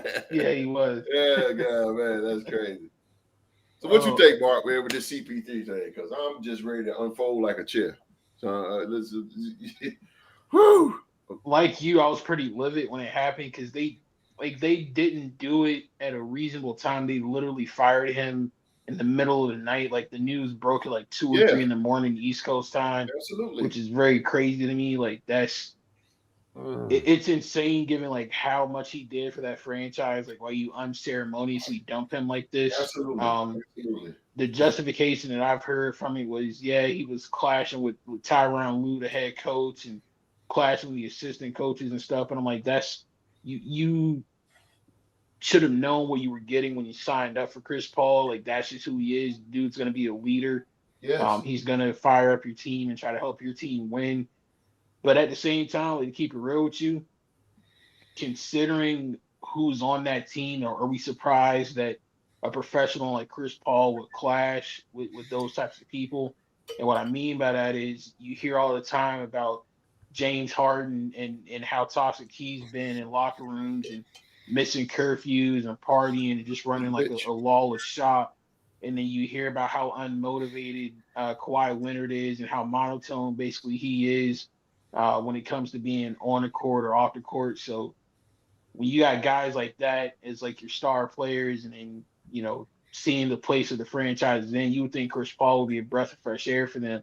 Like me personally, I would love to have somebody like that with the Hornets. They try to show us what it's like to be a professional and to be a leader and compete at the highest level in this league. But the Clippers don't want to do that. And honestly, that's what they get. Ever since they broke up Lob City with Doc Rivers and DeAndre Jordan and Blake Griffin and all them, they just made bad move after bad move after bad move. Yeah. And I think it's kind of funny to me, like you mentioned Chris Paul going to OKC. Remember SGA, you know, after he was drafted by Charlotte and traded to the Clippers. Don't remind me. The Clippers then traded him to OKC in exchange for Paul George. And how Paul George. You know what I mean? Like literally that's the biggest flounder and biggest mishap that they did. And SGA could have been the future. Like when Chris Paul was ready to hang it up, imagine if he could have handed the reins off to SGA, and especially all the money and effort that Steve Ballmer's put into stepping out of the Lakers shadow and trying to establish their own identity as the Clippers. Chris Paul would have been a perfect person to help you establish that new identity and that new tradition. But I agree. I guess the coaches went out. I don't agree with it. I think it's BS, but the Clippers are paying the price for it, and they have been paying this price for it, so that's on them. Oh, boy. I'm trying. Live chat, help me. Woo, Mark killed it. Mark killed it. I'm telling you. Rockstar Rock, the 2024 MVP. Make this thing make sense with Chris Paul here. How you feel? First, I want to give a shout out to Mark, because he took that nugget from Chris Paul going to the Hornets from me. Just by the way, he asked me what Chris Paul should do. I said he should retire with the Charlotte Hornets, because that's who drafted him. He got drafted to the New Orleans Hornets. They was the New Orleans, Oklahoma City Hornets before they moved back to Charlotte and whatnot. Okay. But I mean, to me, I feel like I agree with Mark. I think he should go back home and, you know, ride off in the sunset. You know, why try to go back and suit up for an organization that don't love you, that don't honor it, that don't even want to cherish what you did? Like, I believe Chris Paul was supposed to be in the LA Laker uniform, but David Stern vetoed the trade, so he couldn't play with Kobe Bryant. So then he ended up becoming a LA Clipper, and they formed a group called Lob City. DeAndre Jordan and Blake Griffin, and I believe Chris Paul was the leader of that locker room during a guy by the name of Donald Sterling, who was their owner, who they had to fight, the NBA had to suspend and ban from games because of what he was saying. You know, racist.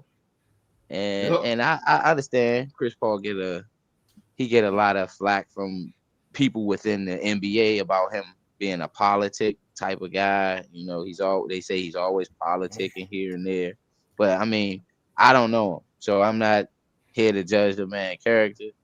I'm here to just judge by what I see on the basketball court and whatnot, and things of that nature. So, to me, as far as what I've seen, what he's done on the court and what he's done off the court, the man is a great leader. He's a community activist as far as within the Black community. He's a great father figure for young guys that are coming up that, you know, have children. You can look at Chris Paul and things of that nature. He's never been in trouble outside of the NBA. You never heard anything with Chris Paul getting into any issues and things of that nature. So to me, I feel like, you know, this was a stain. The Clippers did this to hurt him personally. Yeah. You know, it wasn't to necessarily, it wasn't a basketball move. It was to say, Chris Paul, that's how we feel about you. You're just Chris Paul. You're not Chris Paul, the NBA All-Star, that's right, the guy who scored 60-something points to honor his grandfather when he was in high school. Because his grandfather passed away and whatnot. So people don't, you know, I mean, I know Q-Dog probably know that because he lived here in the city where Chris Paul from and whatnot.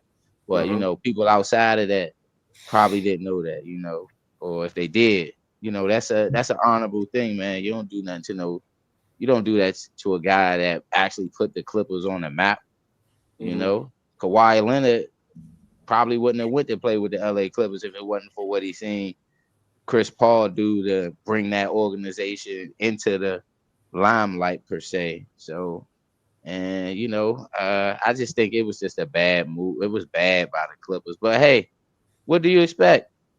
They're the LA Clippers. Exactly. They're the losers of LA.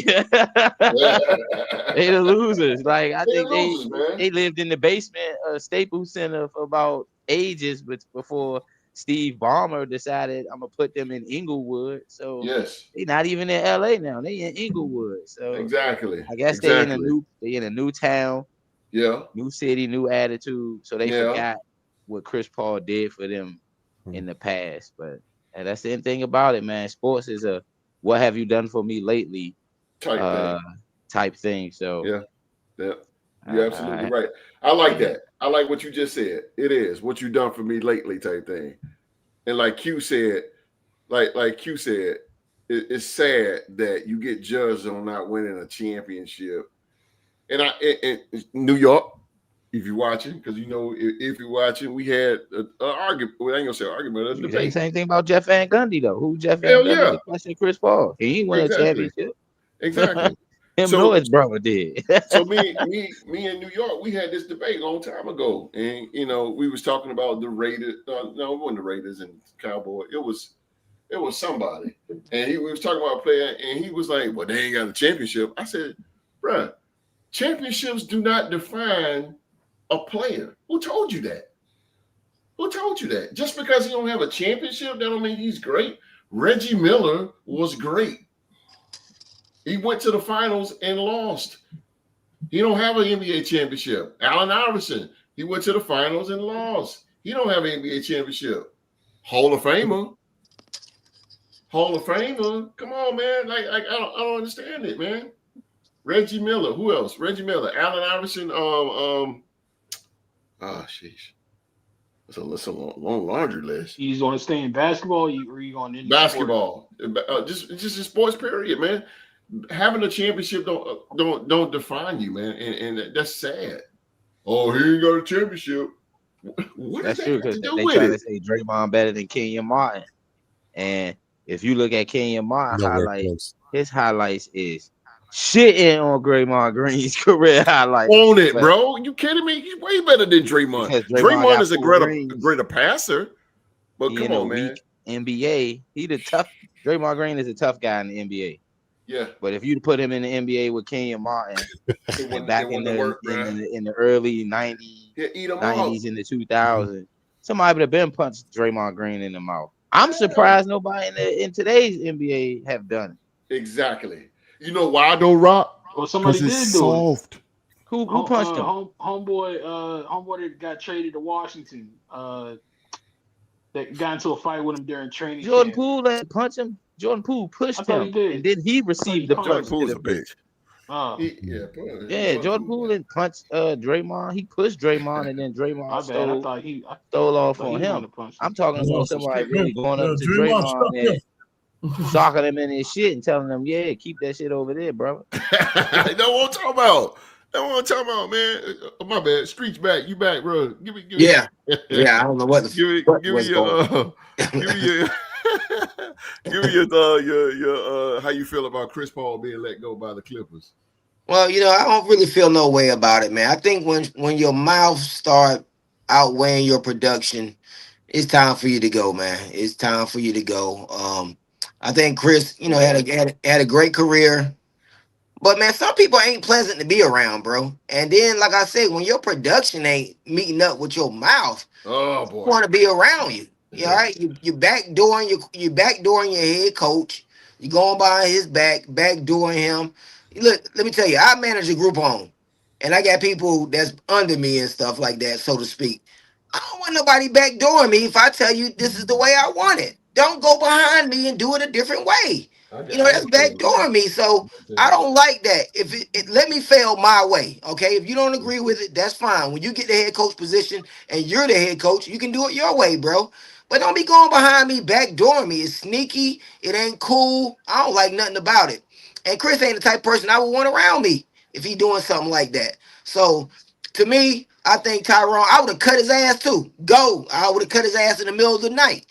I ain't got no time for nobody backdooring me like that. You know what I'm saying? So, yes, I would have cut his ass. I agree exactly with Ty. That don't take nothing away from his Hall of Fame career, which I think he was a great player. But most people, when you hear them talk about Chris, they don't talk highly of him. They talk about him being an asshole, man. And some people, I understand some people can get the job done. Jordan was an asshole, but he won chips behind it. I ain't trying to hear you talking to me all the time, man, when you always pulling up with hamstring injuries in the playoffs late when it's winning time. So Chris, I like Chris. I like him when he was at Wake Forest, but to me, I think he's sneaky. He one of them guys that got that shook man's complex. Oh man, I ain't got no time for him. I ain't got no time for him. That's just me. My man for Trey Folk, man. Come on, man. That's just me. Hey, OG, I ain't got no time for nobody backdooring me, man. I really don't. Now hold up. Hold up. He backdooring you for a time, Lou. Wall Street, what you 6'5" or something? I'm not 6'5", but listen, he got that little man in the profession that he's in. He got that little man complex. Yeah, exactly. So let me ask somebody this, and anybody can answer this question. Why Rajon Rondo ain't getting heat then? Because Rajon Rondo do the same thing. But he won. Well, Rondo got that chip. Yeah. Championship don't define you. Hey, host, I heard you say earlier the chip don't define you. It don't define you, but it separates you from your contemporaries. But that's it's what Chris it does. Paul. It's gonna get you that respect. It's gonna give you that respect. Because Rondo did it at a high level when it was winning time. Rondo did it at a high level. When it was a winning time for Chris, he pulled up with hamstring injuries and he didn't get it done, bro. So, that's true. What separates Magic Johnson and John Stockton is that's right. Magic got 5 rings, but John Stockton still there in the assist, but Magic Johnson in the stratosphere by himself. So I get that. I get that concept with Wall Street said. It does separate. Winning the chip separates you from different accolades than most guys. Yeah, but look at Barkley, man. Barkley was a beast, but people he's not hold it differently. With a lot of people, When you start talking about him and Tim Duncan, and KG, he's not in the same room with them. He ain't win shit. But it was different styles, though. Are you kidding me? Tim Duncan was a finesse power forward. Charles Barkley he wasn't even fucking 7 foot. He was 6'6". I mean, I like Barkley game. But he get it done, you got to get it done at the end of the day. That's true, but he ran into Michael Jordan. He ran into Michael Jordan in '93. Hey, Tim Duncan ran into Shaq, Kobe. He ran into some Yeah. monsters his damn self. That's true. But Tim Duncan, like I said, it's two different styles. And shit, Two KG different styles. KG didn't get out of the first round for what 7 straight years before He had to go to the East Coast. Nah. He Again, got out one year the year we lost to the year they lost to the Lakers. Another Minnesota, power they lost forward, 4-1 to the another Lakers. finesse power That forward. was in the Kevin Western Garnett. Conference Final. The year the Lakers got smacked by Detroit. They beat Supreme, you just Minnesota. got caught in the war here, so you're good. Let Supreme get heels in, man. Yeah. My bad. Yeah, Supreme, you better get in where you fit in, because go ahead. Yep. For me, man, I got to say, Street damn near convinced me right there, bro. Like, I'm not gonna lie, he said that really, really, really well. But for me, my first takeaway was like, this is just another more evidence to the fact that organization, their head office, whatever, they're just garbage. Let's be real. Okay. This is the thing. Like you said, host, that they could have perceived that Chris Paul was going to be a cancer to the team or to everything. But let's be real. The way that they are, the way that they're built, the way that there's how soft they are, the way that they're just like cater to James Harden, to load management, to everything. Chris Paul wasn't the cancer. He was the freaking medicine, bro. You need someone in there to act and talk like that. We're old school, okay? All of us here are old school guys. We grew up with our leaders talking like that to us, and we respond to that, okay? And when your organization is as soft as they are, like you embrace that, because you need someone to get through to these guys. And like James, like, it's just more evidence to how bad this organization is. Like, on top of the fact, it was petty, okay? That move was absolutely petty, because you don't get no draft conversation, like you don't get no trade value, you don't get any cap relief there. It literally, there was no benefit to that. Like, why can't you just like keep it all behind closed doors? Make them a healthy scratch. Even I don't care. Play politics and say, "Oh, Chris Paul is dealing with some off the court issues," and then try to come up with a trade or something in which you actually gain. It just proves that this organization is pure dookie.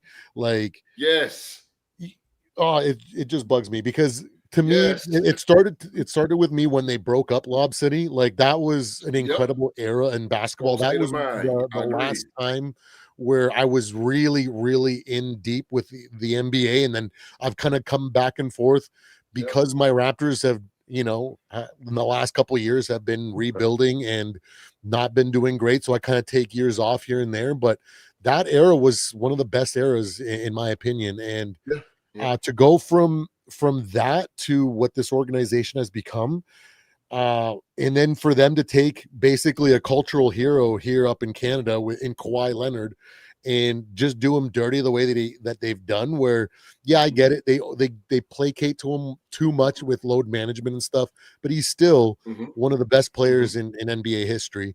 If they would have given him a team where they can handle load management, he can show up late in the season, and they could have done something with him, but they've completely ruined the remaining part of his career.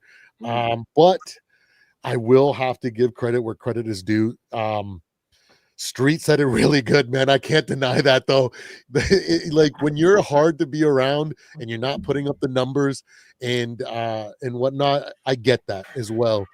But I'm trying to think of other vets that have that kind of knowledge. He's not just a point guard. He's like a field general out there. He knows basketball on a different level than most players, right? And to not listen to his insights I think is just stupid to me. Like, there's a little bit of an ego there. Oh, so he changed up your defensive matchups or whatever. You know what? Like, how about you just not say anything and kind of talk with him and figure something out. Maybe you guys can both come up with a better alternative instead of being a little butthurt little girl and then just cut him in the middle of the night and just kind of be all petty and whatnot. But I totally understand. And I agree with what Street was saying, because as squeaky clean and political he has been, and as a big role model, I do give him props for that. He does have the history of not being, the nicest guy, but for you to be the best at anything, and he is one of the best point guards in NBA history, you need to have that attitude. Michael Jordan had it. Patrick Ewing had it. Like, there's so many guys, that in the history of the NBA that just weren't nice guys outside, but they won and they knew what they were talking about. And I just think it was petty and to go out with a guy that basically put your team on the map like that and just cut him like that. It's just so low to me. And I agree with both sides here. Street, you changed my mind, bro. Hell no. No, hell exactly, no. Man. No. Hey, listen, let me tell you something, man. You cannot work with somebody that's backdooring you. If I'm in the leadership position, you can't be backdooring me, bro. You can't change what I got going. I agree with that. You're not even talking to me and you changing my shit up. At the same time, I think the organization is flawed too. I think two things. It might be. But let me tell you something, bro. You can't do that. You cannot do that. I'm the head coach. If I said this is what I want to do, you can't take it upon yourself to go change my shit. Who does that? I'm like, listen, though, Street. Listen. Kawhi Leonard has had knee surgery after knee surgery. He played 68 games last season. Man, let me tell you something, man. Wait a minute, hold on. Did you know that he lost his defensive aura since he left the San Antonio Spurs? Did you know that? So did you know that Chris Paul is second all time in steals? So if a guy telling you a guy is second all time in steals, if he's telling you just to move your defensive assignment and get better on that, why not listen to that? You haven't done shit for me lately. I will say this. Anything but be hurt. First of all, you ain't done nothing but be hurt. So Kawhi get paid too much goddamn money to not be doing what Ty Lue tell him to do. Goddamn, Ty Lue is the coach, man. You know what I mean? Ty Lue is not a coach. Ty Lue is terrible. Ty Lue is not a coach. No, come on, OG. Hold on. Two things gonna be true here. The reason why Ty Lue got credit when he won the NBA Finals with the Cleveland Cavaliers, that was David Blatt's team first. That was David. They fired David Blatt mid-season. He had to get his ass out of there. Listen, let me tell you something. He had to get his ass out of there. Ty Lue coached that team to that championship. There's some truth to what Host is saying, though. If you got two superstars, how much coaching are you doing? That's the same. How much coaching are you doing? Tyronn Lue fall in that. Listen, man, you can say that about anybody. Pat Riley. You got superstars. Is he really coaching? Yes, they are. Joe Mazzulla. If that's the case, Pat Riley has superstars. Phil Jackson has superstars. You don't win without superstars. Those are coaches, though. Those are coaches. You got to be able to coach. You got to be able to coach superstars, man. Phil Jackson knew how to coach Michael Jordan and coach. That's right. He knew how to get the Chris Paul is no longer a superstar. He is a old ass veteran. Trying to yell. He's the old man on the porch yelling at the young kids. That man lose you some money on your parlay or something, bro. He is not. I'm just saying. He is no superstar no more, man. I don't get the disrespect. This nigga is 40 time, Street. Bro. Hey, Host. Time passes on, bro. He's 40 years old. He has not been the same since he's been at Houston, bro. It's been years since Chris Paul.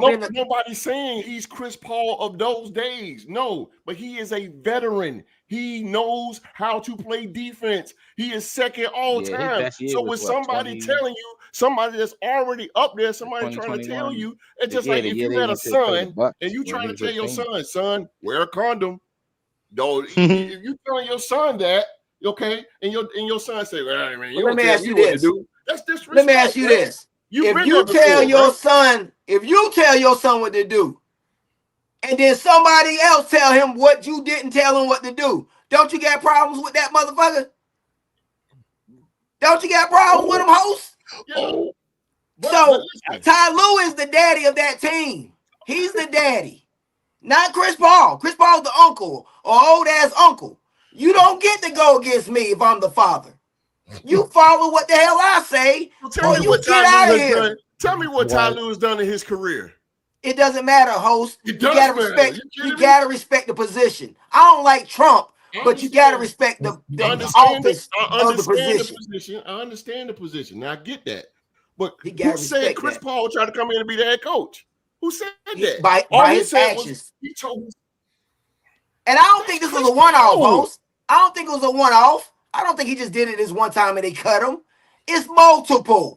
It's multiple. Like my mama say, you're a habitual line stepper.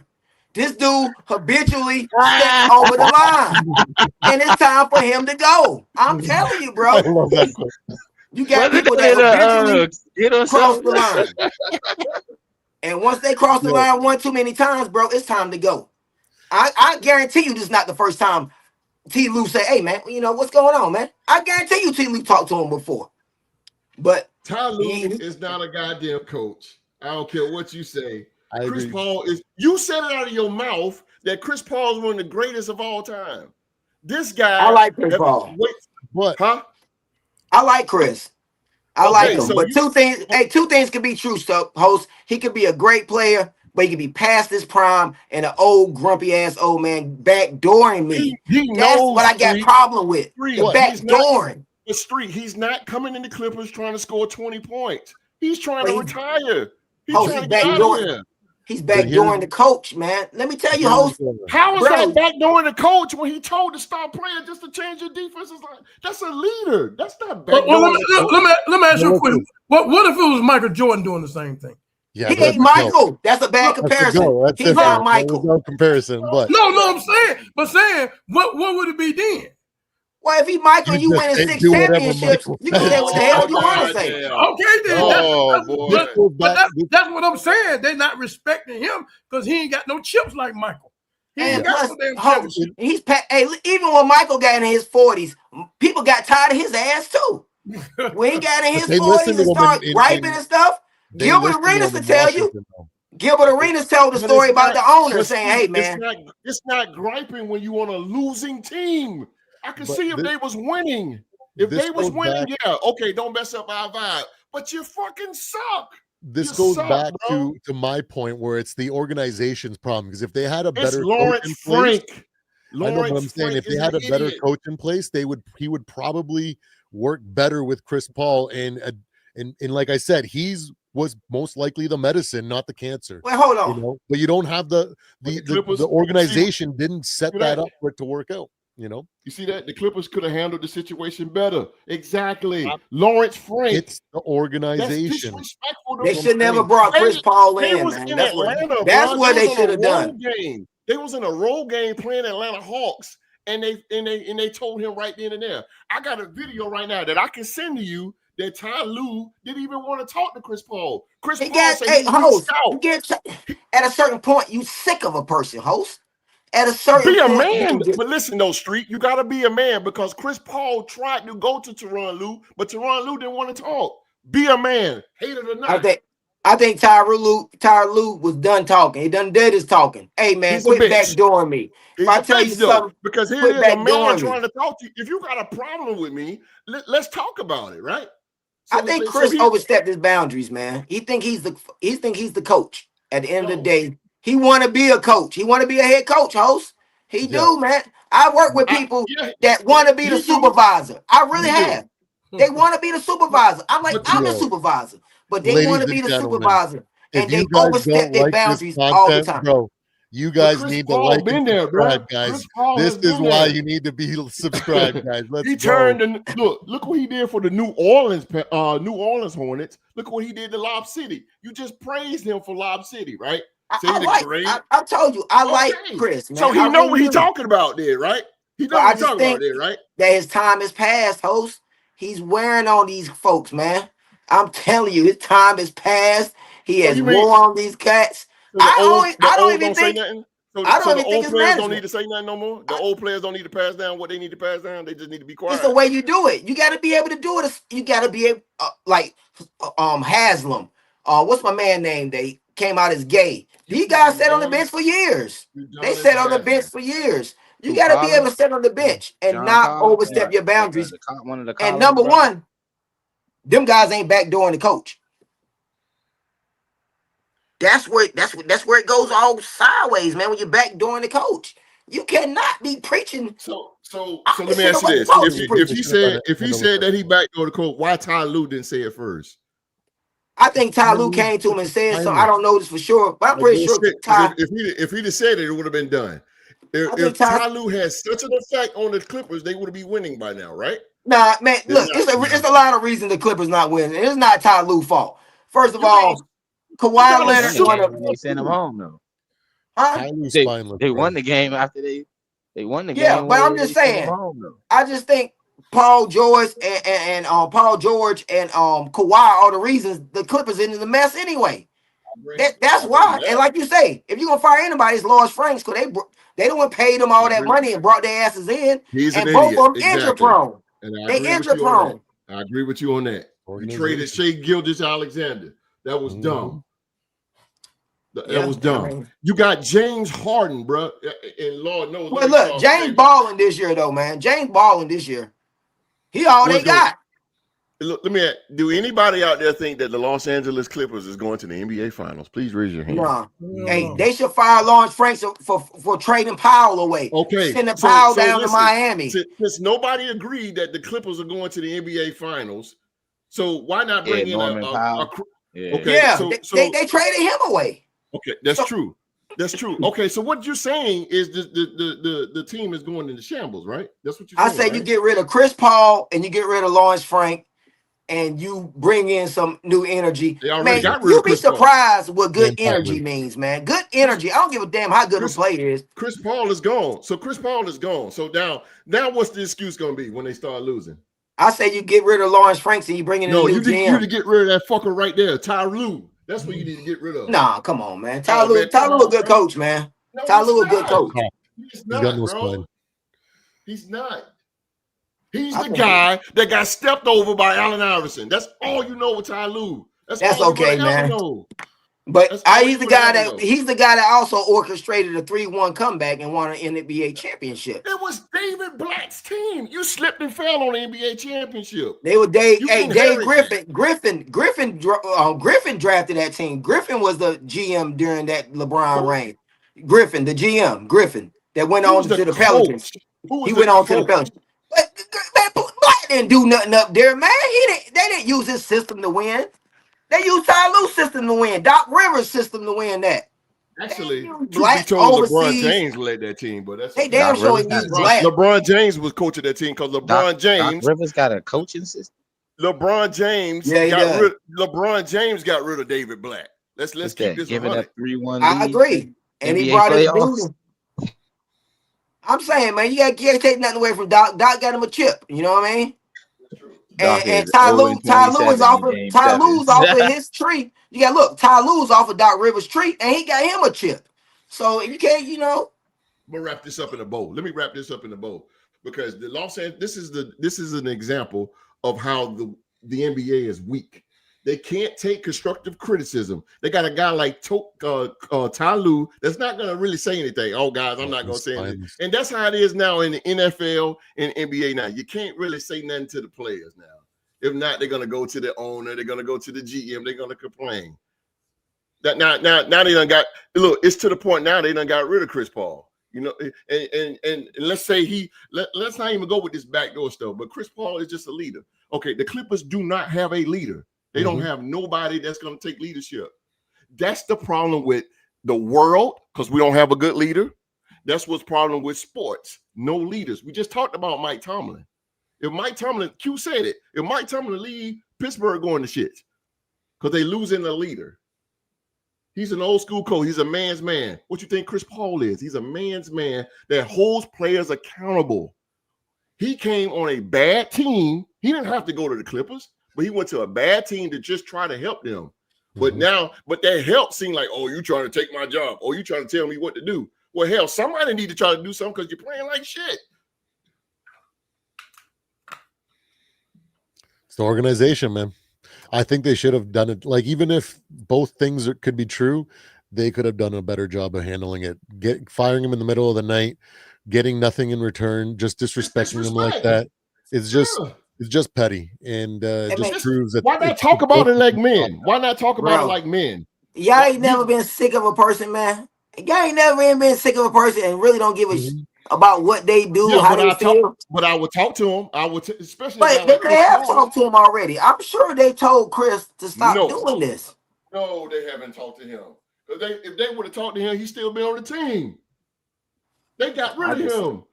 He didn't even know it. They just got rid of his ass. James Harden. Man, let me tell you something. The grown man out here is a major shortage. There's no real men out here. Isn't it such a violation? Can't somebody violate you so much or backdoor you so much that you ain't give a damn what they got to say about it? I know they backdoor me. I know what they did. I ain't want to hear their mouth. I'm getting rid of them. I don't want them around me. That's the type dude I am, bro. You only get one chance to backdoor Wall Street. Once you backdoor me, I'm done with you. You don't get the second. You don't get a second chance to backdoor me. I got you. You know what I mean? So that's how I roll, man. If I was tired and I done told him and he come back and do it again. What leads me to think that they didn't talk to him is the fact that I done been backdoor so many times. Y'all both make good points. Y'all both make good points though. Holy moly! Y'all do. I agree with what Wall Street's saying, and I agree with Host because there is no definitive leader for the LA Clippers. Hell no. And there's no definitive leader in the NBA.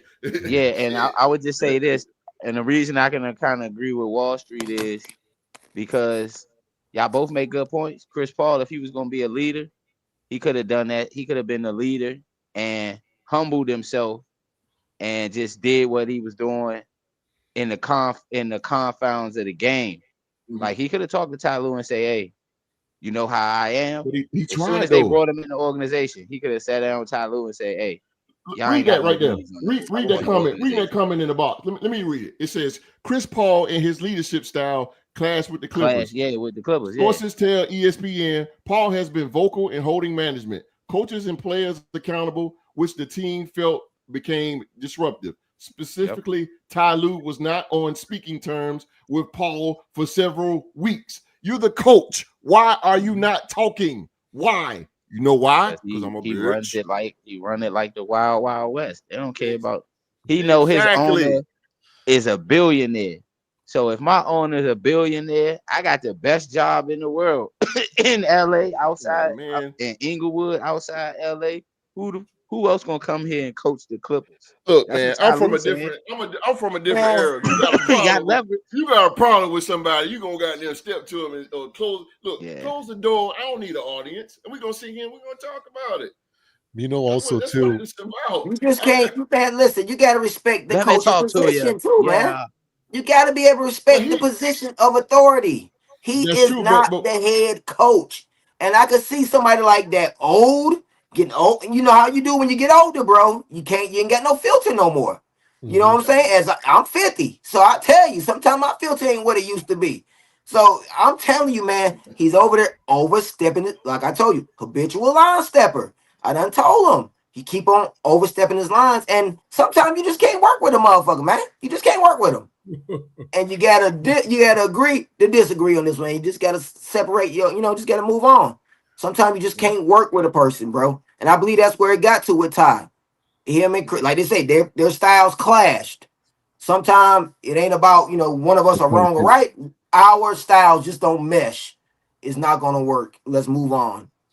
Also, I don't think there was a lot of conversations as much as the reporting is, because it's already been reported that Kawhi and James Harden learned from the media that he got fired.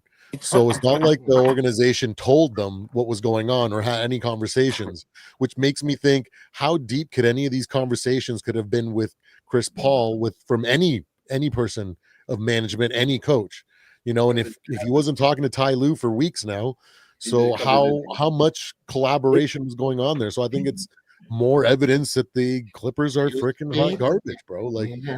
but I would have done it differently, even if, he like Street makes a great point. You have to deal with it a different way, not for a guy that's put your team on the map like that and is a Hall of Famer, future Hall of Famer. I mean, what has he really done, though, y'all? Let's be honest. What has he really done for the Clippers? What has he really done other than that little 4 years spent in Lob City? They ain't win nothing. They ain't win nothing. They didn't win nothing. He gained them relevance and got him ticket sales. You know what I mean? That's come all on, bro. up Hey, for look, an organization. I'm sorry. I agree with 98% of what you said, bro. But you can't hold it against Chris Paul for them not winning anything in Lob City when you consider who their head coach was. No shade to T-Rock, but it's Doc Rivers for crying out loud. You mean the championship Doc Rivers, championship coach Doc Rivers? Who are you talking about? We can't keep, bro. Hold on, I'm sorry. Respectfully, we can't keep giving Doc Rivers credit for that one singular championship. Why not? Eons ago, dog. You give it all other coaches that got one ring. Why you can't give Doc his credit? Coaches with one ring get fired in the NBA. What are we talking about here? Even the NBA. Doc Rivers had Hall of Famers on his team. He's 0-20. You can name any team that won a chip. My man don't get it done in the game 7 when you really need your coach to make sure the players. He's literally worse than Dak Prescott. Man, you can say Chris Paul don't get it done in game 7.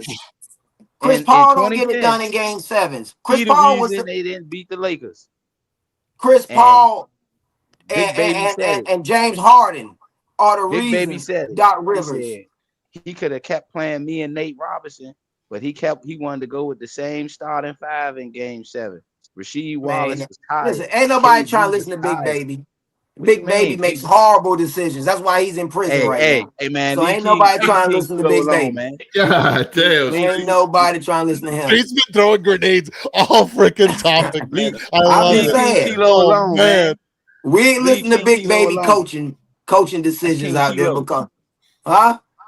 That's King Kilo off of Power, man. Leave that man alone, yo.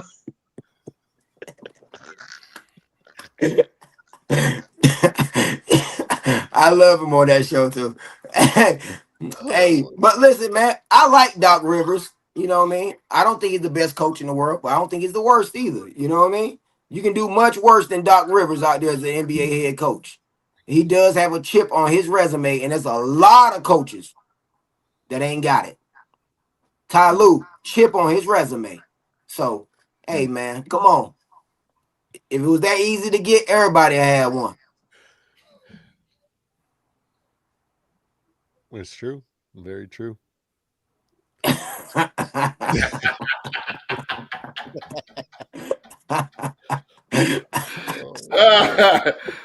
I tell you, boy, you gotta love the show. You gotta love it. Absolutely. You gotta love it, man. That's what it's about. Agree to disagree. That's why you gotta like and subscribe, boys. You ain't gonna get better content. I'll tell you, this is better than Pat McAfee. This is better than who else? Get Up. This is Up and way Smoke. better. Get Up. Oh yeah. Way better than Gilbert Arenas. Gilbert Arenas is an idiot too. Gilbert Arenas, he pisses me off. I'm talking about the same 6 teams over. God, man. Oh shit, man. You gotta watch some sportsmanlike, right? You ain't talking about my Cowboys a lot too. I done heard so much about his goddamn team. That shit is ridiculous. Oh man, oh my God. We beat the Chargers 35-6 and didn't even get a fucking segment. That's exactly what I'm talking about.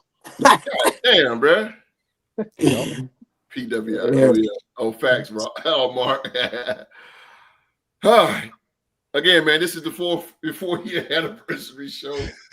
Long debate. I knew, that's why I said I had to cut some stuff off because I had a feeling this was gonna go. This was gonna go into overtime right here, man. But you know what, though? This is all fun. This is why I created this show for times like this because sports, man, it's debatable, but it's how you debate it.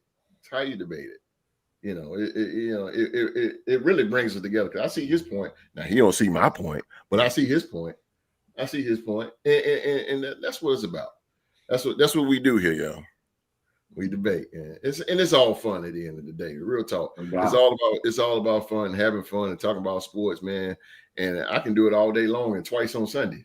So yeah, I love it. I love it, man. I'm addicted to this joint, man. But ladies and gentlemen, we talked about Mike Tomlin and the Pittsburgh Steelers. We have just had a very long debate about the disrespect of Chris Paul, one of the greatest point guards of all time. Leave that alone. But ladies and gentlemen, now, it is trivia time. It is trivia time. And you know how it goes. It's going to be Rockstar Rock versus Wall Street. Here we go. All or nothing. Let's get it.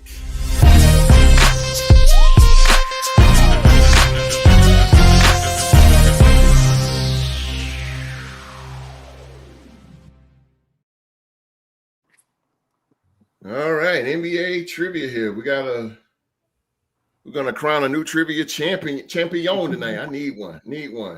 And I need a challenger for Q. I need a challenger, man. You got the NFL trivia title over there. You just sitting there collecting dust.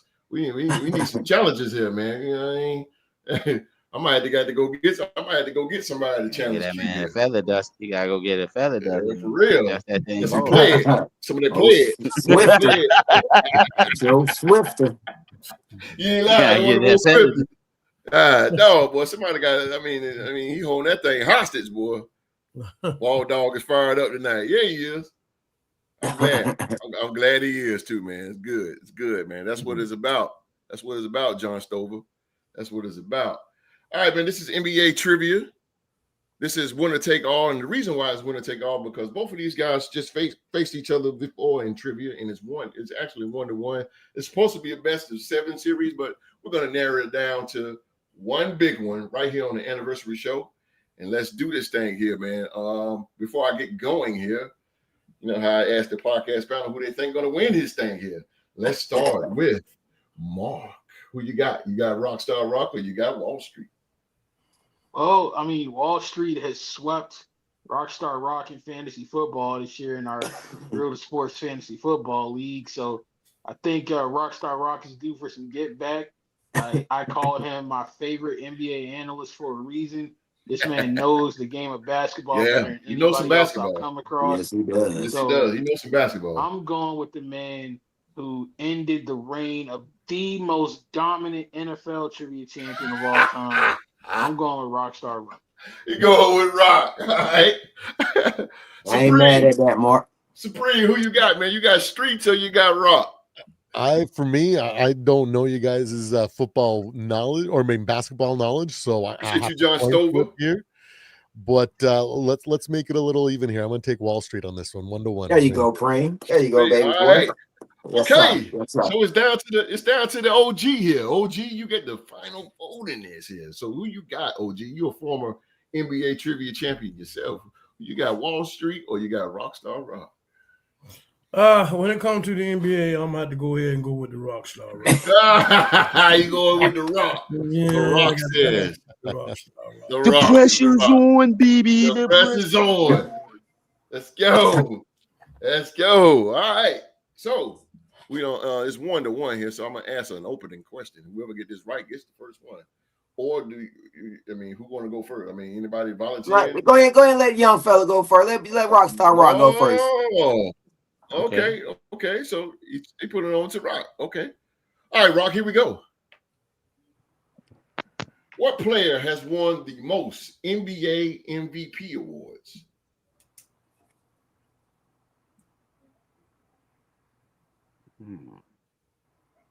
MVP.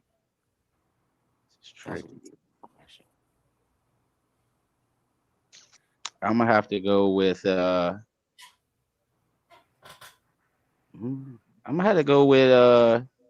Kareem Abdul-Jabbar. Kareem it is.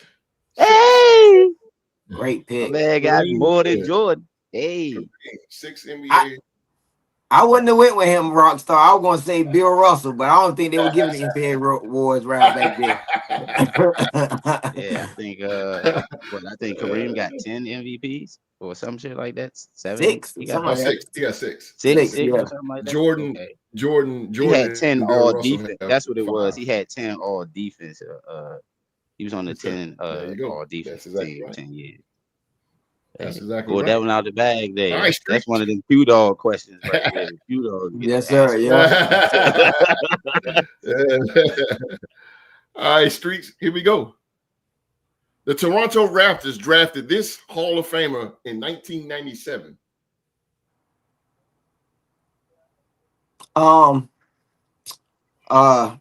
Vince Carter. No. God damn it. Rock. Tracy.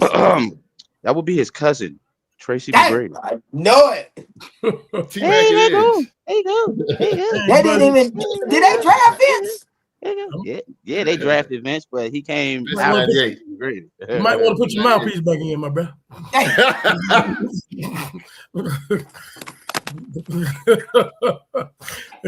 Might want to put it back in, man. It ain't looking good for you. All right, let's get back in this thing. That's okay.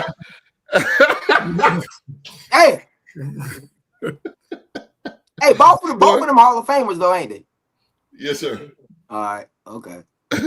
That's crazy. Well, you count on the dog to say something, boy. Oh yeah, he gonna take a shot at me. Put your mouthpiece back in.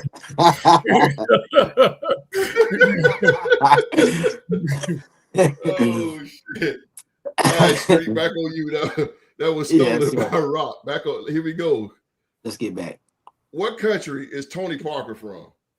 France. France it is. Street's Oh, on the board. Street is on the board here. Tony Parker, France. All righty. New Zealand, I laugh like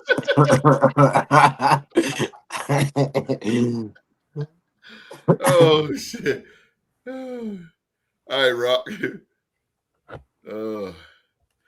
This franchise won the 1979 NBA Finals and that's the relocated. Seattle Supersonics. They won with Dennis, my man Dennis from Get Philadelphia. a man time to finish the question. Hang on, Rock. Don't look too good for you over there. Beat the Bullets up here at USA Arena. Want me to throw the towel in or what? I'm holding it. Not yet, OG. I'm holding it for you. You want me to throw it? Not yet, OG. I wouldn't do myself like that. I throw it for you. I still got a little bit left in me. Go through it, OG. Don't go out like Apollo Creed. Don't do it. Don't do it. Don't do it. Don't go out like Apollo Creed. Let me throw it in for you, bro. Hey, I'm holding on, boy. I'm dodging. I'm still got a little. Right. Come on, Street. Got a little something in me. My feet getting bloody and bloody. Damn, boy. Come on, Street. Now you got 5 to go. You got to get in this thing. Here we go. Let's go. Here we go. What Hall of Famer was known as the Iceman? Gervin. George Gervin it is. There you Boy, go. you didn't get that, bro. I know that one, OG. You got 2 easy ones to save you. He gave you 2 easy ones. All right, Rock. What player won back-to-back Defensive Player of the Year awards in 2015 and 2016? I hate to say it because this dude shouldn't be the Defensive Player of the Year, but I'm gonna go with the big Frenchman, Mr. Rudy Gobert. No. Oh, okay. Mother bunker. You get back in the game. What player won back-to-back Defensive Players of the Year in 2015 and 2016? That's almost 10 years ago. When did they win the champion? No, they won a championship. I know what my first mind said. Oh, bro. I'm not gonna go with them. I'm not gonna go with them. Yeah, you don't know. Come on. I was gonna say, what's your boy name? Dwight Howard. No, we just talked about his ass. Kawhi Leonard. Kawhi. Oh, Kawhi. Yeah. I would have never thought that. For some reason, I was saying Ben Wallace at first. I didn't even think about Kawhi. I forgot. No, I would never thought about Kawhi. I knew Gobert won it 4 times. That's why I was trying to figure out. I'm thinking 10 years ago. Damn. All right, back on. That's crazy. Back on you, Rock.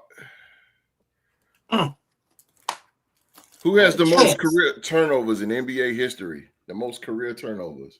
God damn. That's a tough ass question because you wouldn't really when you study NBA shit, you don't really care about the motherfucking turning the rock.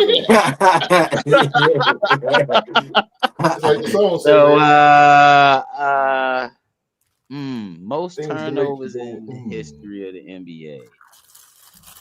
So I'm damn.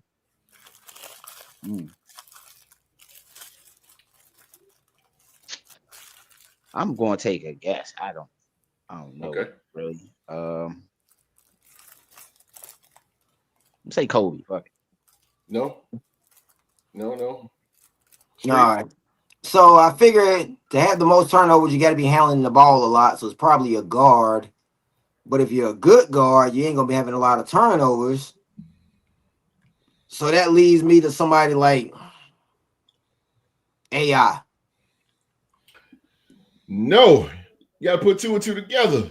LeBron James. Damn, I said him in my head. Tony Goat. I can't believe you didn't get that. I said that in my mind. I said Kobe because I figured, hey, Kobe had the ball in his hand a lot. And turnovers consist of taking charges or, they consider that a turnover if you get a charge called on you, an offensive charge, or if the ball bounces. I said that in my mind and didn't do 3-2 still. 3-2 still now. All right, Brock, back on you again. I'm gonna let my 2 chances slide away from me. Who won the 2020 and 21 NBA Rookie of the Year? Oh God.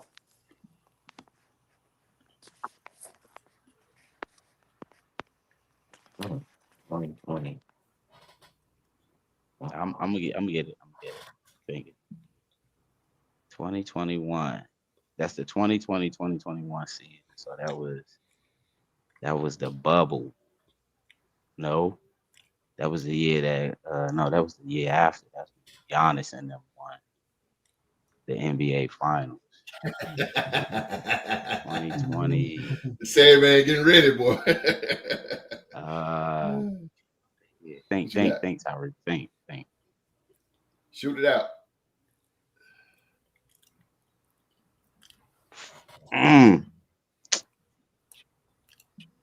No, I'm gonna go with was it LaMelo Ball? LaMelo Ball it is. Damn good pull, boy. LaMelo Ball. Good fucking pull, bro. LaMelo Ball. LaMelo. I was hoping you wouldn't get that one. I'm a Charlotte Hornets fan. I know why I got that. Me and Mark be going on LaMelo all the time. Yeah. I was like, I ain't been shit since he won the Rookie of the Year. I ain't know if he won it since before the bubble, but that was the year Giannis and them won it. Yeah, facts. Yeah, it was like 21. That's very true. 21. All right, Streets. Let's end it with these 2 now. Let's go. All right, let's go. Who is the only head basketball coach to win both an NCAA championship and the NBA title? That'll be my boy Larry Brown. Yes, sir. It is Larry Brown. Correct, sir. That was Larry that was Brown. matter of fact. Oh, we down to the wire. So it's 4-3 now. Now, Rock, you get this wrong and Streets get it right. We're going overtime. You close it out with this right here. You can close it out. Here we go, Rock. In 2017, the NBA All-Star Game was removed. Charlotte. Ball game. I'm sorry. I was in North Carolina, so I already knew that. I was living down there in 2017. I was actually supposed to go to that All-Star Game weekend. Yeah, a lot of people they was bad. Yeah, I wanted to go, man. Yeah. I ended up going to the one after that, but yeah. Oh, you went to the All-Star Game? Yeah, in Charlotte. Yeah, it was God, man. That's crazy, man. My white folks were supposed to go down there. And they man. They said all that shit. They canceled this. Yeah. Oh man, that's crazy, bro. I love to go to Austin. I don't want to go now because it ain't what it is. But Rockstar Rock, ladies and gentlemen, is And the your brand new new NBA trivia champion. Let's go, baby. Let's go, baby. Good shit, Mark. Sir. I mean, Rock. Hey, it's all funny games, man. I had to get you for that one, Street, man. You just cooked me in the fantasy football this year. You got your get back because I swept you last year. So you got your feet in the fantasy this year, you know.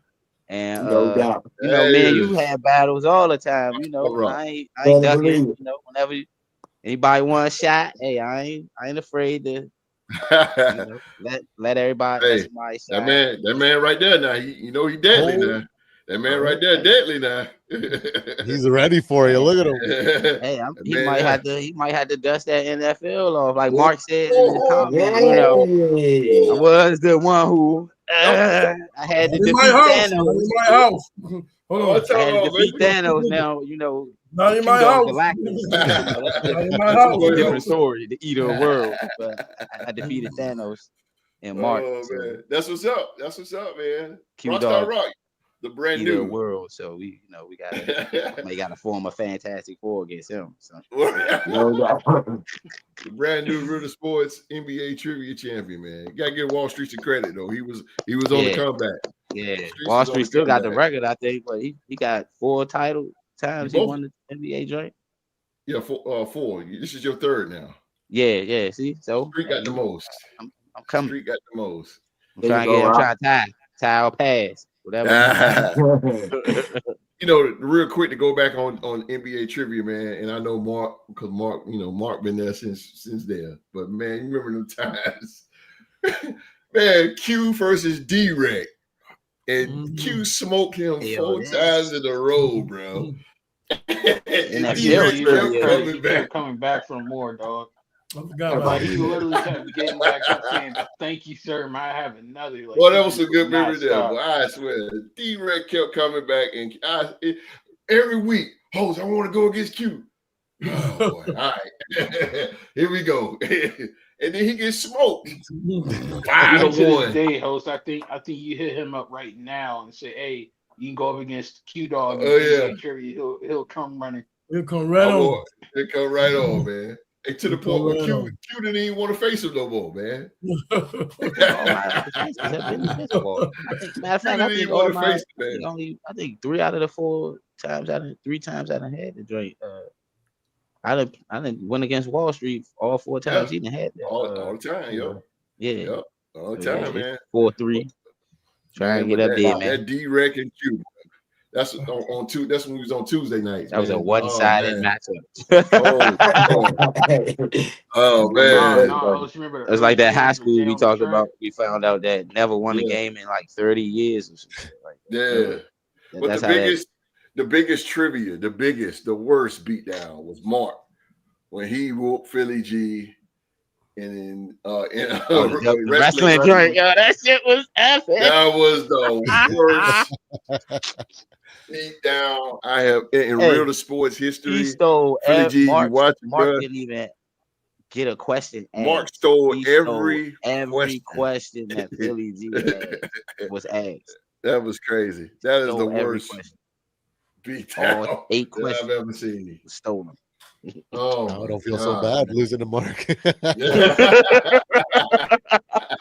Come to that he a different animal in that wrestling. In that wrestling. Goddamn right. Him be having some epic battles, but Mark he bring out the bear. We had to go way back to old Boogie Woogie man for me to have a chance against Mark. Boogie Woogie. Back to the old wrestlers. Junkyard Dog. Yeah, way back. You know what I mean? Wahoo McDaniel, them guys. Oh yeah. Damn. He said Jimmy Valiant, boy. Boogie Woogie man. Boogie Woogie man. Yeah, Boogie Woogie man. That's crazy, man. And don't forget about Q, man, when he beat Philly G. I remember 6-0, bro. 6-0. I said, Q, let him go, man. Q sitting there choking. Let him go. Hold your mouth. Hold your mouth now. Yo, man. Q kept going. I said, man, come on, Q. Come on, man. Give him some mercy, man. Nah. Use that horn to blow that dust off. He's not using it for the Vikings anymore this season. Man.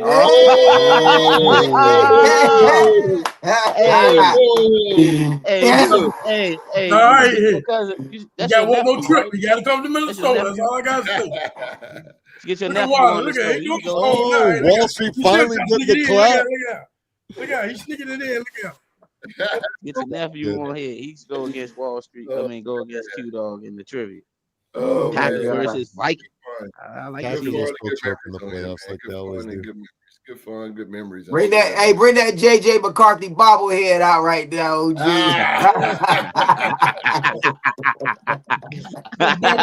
Bobble that head next week.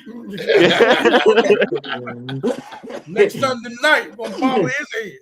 There you go. I can't wait. Oh, man. I can't neither. I tell you, I love it, man. We got to get to the awards, then we go get out of here. It's not, it's going 10 o'clock. I knew it was going to be a little. Yeah. Thank y'all for watching, man. Thank y'all for watching. I'm about to go to the taco spot after I leave here. I know that's right, bro. We're gonna get you there. We're gonna get you there, man. Ladies and gentlemen, again, man, this podcast, really quick, man. Again, some memories, some great memories, man, with these brothers here. And it's time to give out the awards. Every year, I give out the award of the live chat MVP and the MVP. Last year, the live chat MVP was Miss Jones. This is the sister of Wall Street. She was the live chat MVP, and of course, the 2024 MVP was Rockstar Rock. So now it's all finna be new. So it's time. Supreme, here we go. Go. We're gonna start off with the live chat MVP, ladies and gentlemen. Oh, damn. I turn it off. Ladies and gentlemen, the 2025 Real Sports Podcast live chat MVP is John Stover. Hey! John Stover. Congratulations, bro. Oh, yeah. John Stover, man. John Stover has been here just about all year long. He's been putting in his comments, man, and man, he's been part of the show. And again, I got a chance to meet John Stover, man. And he's a cool brother, man. Cool brother, swag like a motherfucker. But it's a cool dude, man. And congratulations, John Stover, man. And but on behalf of myself and the podcast panel, man, we appreciate you, man, for being in the live chat and showing up for the shows and supporting us, man. We appreciate all the love. I know your aunt down there, appreciate how you support him and everything, man. So, but you are the 2025 Real Sports live chat MVP, man. You are the MVP. No doubt. John Stover is definitely in the building. My man. All right. Now. Oh, the biggest one. Oh. It went down to 3 men. Ladies and gentlemen, 3 men. And I put votes out. I put a poll out on Instagram, Facebook. Yeah, Instagram, Facebook, and YouTube. And the fans voted. The numbers. I'll read the numbers out here. The numbers. 37%. 79%. And 83%. Ladies and gentlemen, the 2025 Real Sports Podcast MVP is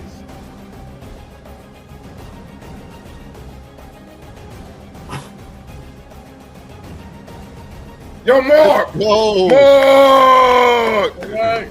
Mark! Oh, come on, man. I ain't deserve that, man. Mark. You did it. Oh, man. Mark. You deserve it, bro. Yeah. Oh, buddy. Mark. Oh, man, Go Yogi. My man Yogi Big. I appreciate it, man. I appreciate it. Young Mark. You deserve it, boy. You deserve it, dog. Yes, sir, Mark. Enjoy it. I appreciate it. Man. Speech. Yeah, speech, man. Come on, speech, bro. Go. Oh man. I appreciate it, man. I thank you. Shout out to everybody that voted for me. I was not expecting this. I'm just a dude who enjoys talking sports with his brothers and hanging out and enjoying the laugh. And this brotherhood has meant a lot for me, especially during my challenges and my trials and tribulations. This brotherhood has been there for me to help pull me out and get me through to the other side. So I thank them for it. So I appreciate everybody that voted for me. Thank you. Yes, sir. Come on, man. Let's go. Mark, man, congratulations, bro. Congratulations. Appreciate it. Everybody, and thank everybody for voting out there, man. I appreciate it. Boy, it's a struggle to get people to vote, but goddamn. But I'm glad, man. I'm glad, man. No doubt. Oh, boy. All right, before we get out of here, man, I really want to say my thank yous real quick, man. Shout out. I want to thank my wife putting up with me. She was patient with this podcast thing the day I started it. Yeah, y'all notice y'all don't never hear my wife. Y'all don't never hear her or anything like that. She don't say. She know when it's time. She either get up and go. And she got out of here. She know what time. And sometimes she remind me. She said, "Don't you got a show tonight?" I said, "Damn, you know what I do? I ain't get up, man. Let me get up." But I thank my wife for her support for these 4 years, man. And again, man, I want to thank these brothers, ladies and gentlemen. I look, man. Listen, y'all. I thank y'all, man, from the heart. I thank y'all, because without this show, without y'all, this show would mean nothing. I'll be doing this by myself. And I'll start off really brief with Supreme, man. I'm glad Supreme knows Supreme, man. He came through the live chat. It's amazing. He came through the live chat. He watched the show, and he sent the email. And ever since then, man, he's been a brother, man. He's been a brother. Oh, man. He's been here. God brought me on this one, man. Like, yeah, there you go on that podcast, and I did, and I just started talking, and here we are. There it is, man. And we glad, man. I appreciate you, man. And like I said, man, we together with your podcast, man. We're gonna help that. We're gonna help that podcast. Your podcast grow as well. And you our brother, man. And I appreciate you, man, for being here, man. We thank you a whole lot, man. It means a lot for you to be here. You understand? Because boy, I done had plenty come and plenty go, but you still standing and you're consistent. You're consistent, man. Yes, sir. I appreciate all you guys, man. I really enjoy my time here. Yes, sir. We enjoy you too, man. My boy Wall Street, of course, man. That's my dude, man. My fishing buddy. Love him to death, boy. That's my dude right there. Y'all see we get ready at it, man. We said here with that Chris Paul shit. But hey, but it is what it is, man. Good friends debate, man. And that's okay. That's okay, man. That's right. We live in the same building, but just different views. Drake. That's right. But you know what I'm saying? That's my dude, Wall Street, and I'm glad he was recruited by the OG. I'm so glad that I got a chance to meet Wall Street, and I'm glad that we even got time to spend with his family. His family got a big family, man, lovely family. I met his mom, beautiful mom, everybody, man. The family just welcomed me and Q in, man. We had a good time, like I said, 50th birthday party, man, and they treated us like family. Like, it wasn't no outside strangers, and they had us looking like celebrities in there, like, oh, the podcast, blah, blah, blah, blah, blah. We had a great time, man. Great time in Streets, man. I appreciate you for all you do for this show, brother. All you do, no doubt. My man, Rockstar Rock. I appreciate you, man. You know it. Rockstar Rock is consistent. If I don't send that invite out, he gonna call me. He gonna make sure that he got that. He gonna make sure, bro. That was one time. My bad, host. If he ain't got that invite, bro, and what that does is that show me how much you care. And you got a passion. You got a passion for this, and you got great talent for sports, man. And I really wish you had one time. You had your son. Your son was in the live chat, man. I know that you made your family your family proud, man. You got beautiful kids. They was on there, and you know, you wish your baby girl happy birthday, and your wife was on here one time, man. So you know, and like I said earlier, man, things have turned around for you greatly, man. You know, the sun is shining on you, bro, and it's gonna continue to do it. No doubt. Appreciate what you do, bro. No doubt. The same. Yes, sir. Yes, sir. And my OG, my boy. Oh boy, we used to work together. Trimart, Winston-Salem. We used to work together, man. Let me tell you something about Q. When I first started this thing, I had to find a roster. I said, I need to find a panel. I need somebody that I can, you know, that talk sports. And when I met him in 2016, we first started working, he said, yeah, I'm a Vikings fan. I was like, Vikings? Minnesota Vikings. The Vikings. Like, you don't hear Minnesota Vikings. But man, every day that man came to work, that man had purple and gold on every single day. If it ain't a hat, it's a t-shirt, it's something Minnesota Vikings. I'll tell you, man, we was at work, man, and man, me and Q, we hit it off instantly, man. We started talking about sports, and the beauty of me and Q is, you know, I listened to what he had to say, and he listened to what I had to say, and we put it all together, and we had great conversations at break, man. And he was the only guy I really talked to at that job, man. But everybody talked about sports and stuff like that. But Q was more logic.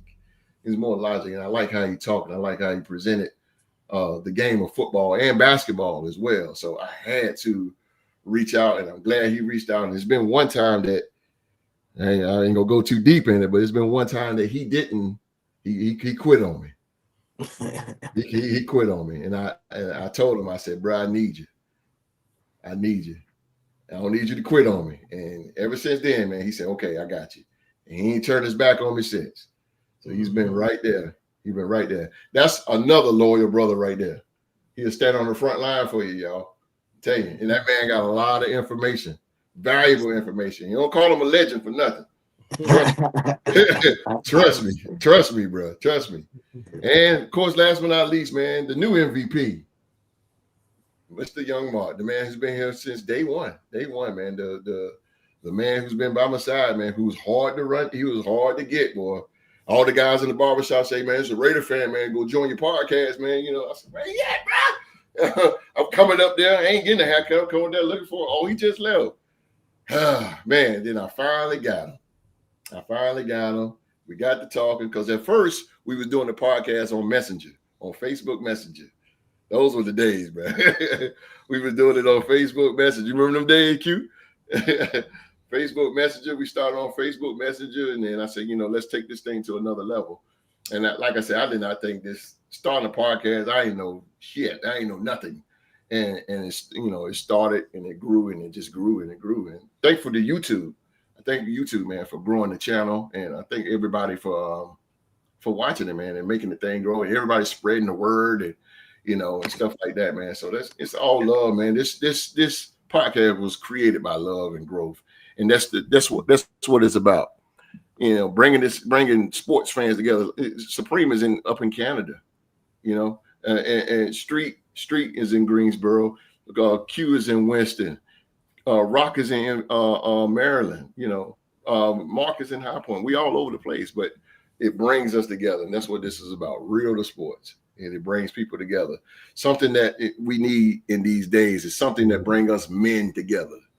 We do men. We have done men shows. We have done. We were talking about what autism. Q. We done had gun violence. Oh man, we talked about mental health. We promote mental health, man. Thanks to Mark. And appreciate Mark for bringing that to the show. Something that podcasts don't do, but we do it here, man. And if you need any information about that, Mark has opened up personally to the public, man, about that situation, man. And you know, and we appreciate it, man. I appreciate all you brothers. And again, man, much love. You know, y'all need me. I'm on the front line. You need somebody to throw them things. I got you. It's been a long time, but I'm just dying to get in somebody. But y'all need me. Y'all already know. I'm there, man. I appreciate y'all. Love y'all, brothers. Y'all the one make this show. Y'all make it what it is. I'm just the guy that pushed the buttons. But hey, you guys are the real deal. And congratulations for 4 years, man. 4 years. And you out there and YouTube that's watching. Appreciate y'all, man. All the love, man. Appreciate all the love. All the subscribers, man. We love y'all. We love y'all. We love y'all, man. Thank you. Thank you. Thank you very much. Anybody got something to say before we get up out of here? I'll say something. I'll say that. Yes, sir. It's been a joy, an amazing journey to be on this ride with y'all for 4 years, and a lot of y'all, that I've met in person, and some of y'all like, T-Rock and Kareem, since y'all so distant, I haven't met y'all in person, but it's like meeting y'all in person online, have talked to y'all. And and I love every last one of y'all. And I can talk to y'all. You want to talk to me about anything? My door is always open. And like the host say, I've been around for a while, so so I know a few things, and that I can help you out, on your journey through life. And so this is what it's all about. It's help me. Really about sports. It's about sports, but it's all about coming together and a brotherhood, and we can grow. As you see that we got, Kareem just came aboard about a month ago, and he just found a podcast basically on the humbug, and just kept chiming in, and now he's an official member. Hey, and we need down up. That's what we need more on this podcast to grow. And I see that in year 4, maybe you look down the line, maybe in year 10. And we might have more members on that we can hold on this podcast. So, I look down the line and things. So I can see it might be some potential, probably be some potential growth. And see some of y'all kids become young ladies and young men through the growth of this podcast, and put a smile on my face. And some, Wallace and hosts and came to my family cookouts, and they came to a couple times in July. Yes, sir. My family knows them, so they basically like family. That's true. They know that it's going down, and they come, and so and we've had a couple dinners together. The ones that could come in Greensboro, and good fellowship, and so those type of things that we need to that I enjoyed, and like I said, I got to know y'all, and I'm glad I got to know y'all, and I continue to keep this podcast and friendship alive. Absolutely. Yes, sir. Put my joint back on. Everybody else got something before we go? No, I just want to add to that. I want to piggyback that, man. Just really been cool meeting the guys, man, meeting new people. Never thought I'd have a guy I know from Canada, so that is cool as hell as well. I've never been to Canada, so that's really cool, man. And it's just to show you the power of social media and stuff like that in sports. You can really bring people together, and even though we debate, man, I still love y'all guys. I really enjoy y'all, man, when I get to spend time with y'all. I really do. Man. So I really appreciate this, man. Yeah, yes, sir. Yes, sir. 4 years, man. Everybody else good? Everybody good? Everybody good. All right. I'm about to go hit this taco spot up. I know. Just glad to be a part of it. I'm fuck it up. I'm hungry, bro. Hungry. Chicken bria tacos. No, that's right. Tacos. I get those chicken brias. Tacos. There you go. Oh, hey, Street. Oh, yeah. Hey, Street, remember them fish tacos? Hey, yo, that was the first time I ever ate fish tacos with y'all. Yeah. The first time I ever ate fish tacos was with y'all. I remember that. Yes, sir. Bumping, too. Yes, sir. Oh, man. He wanted more, bro. Oh, man. All right, man. Ladies and gentlemen, that is our show for tonight, man. We thank you again for allowing us to bring you sports talk and discussions and trivia for these past 4 years, man. We couldn't do this without you. We couldn't do this without you, man. Thank you guys for just bringing us into your homes, watching us do what we do. Thank you so much. Thank you so much, man. And don't forget, man, hit that like button. Hit that like button as well. Hit that like button and that subscribe button. Go tell somebody, everybody, about the Real Sports Podcast and what we do here, man. We just regular 9-to-5 guys, man, that love to talk sports. Simple as that. Simple as that, man. Simple as that, man. But again, thank you guys so very much. And we got to get out of here with day one. Take us out, MVP. Let's go. Oh man, we appreciate you guys hanging out with us. Again, like I always say, where else in the world are you gonna find a wide variety of sports coverage like you get here at the Real to Sports Podcast? We talk basketball, baseball, hockey, soccer, wrestling, you name it, we talk about it. So come on back. Make sure you like, share, and subscribe. We got more great content coming at you on Tuesday with a Power Hour with me and host. We review the latest and greatest with college football and with the NFL. So come on back for that. And make sure you come back every Saturday for the Real to Sports Talk Show, where we got more roundtable discussion with Wall Street, with Rockstar Rock, with Q-Dog, and with Supreme and the guys. And we got more for you, so come on back. We ain't done yet. We got more to go. Let's go. We got more for you, bad boy. Got more for you. Got more for you. Right. John Stover, man, we thank you, bro. Thank you, John Stover. Yes, sir. John Stover, man. Like Mark said, man, we'll be back next Tuesday, and we will have some college football news and all the rundowns, and then, oh boy, Mark gonna give us this beat down of the week, boy. Good God Almighty, and we had the fastest review with the fastest reviews. We faster than Chris Berman. He got 3 minutes, but anyway, we got the fastest reviews, and we're gonna review all the games from week 14, man. So come on back Tuesday, 7 p.m. It's the Real to Sports Power Hour review show, man. Live right here on YouTube, man. Again, thank you guys for 4 years. And on to year 5, y'all. On to year 5. Here we go, man. Let's go. All right. So it's winter time, ladies and gentlemen. It is winter time. So everybody, man, bundle up. But most importantly, everybody around the world, please be safe and stay safe. And again, thank you for number 4. Thank you for number 4. And that's in order.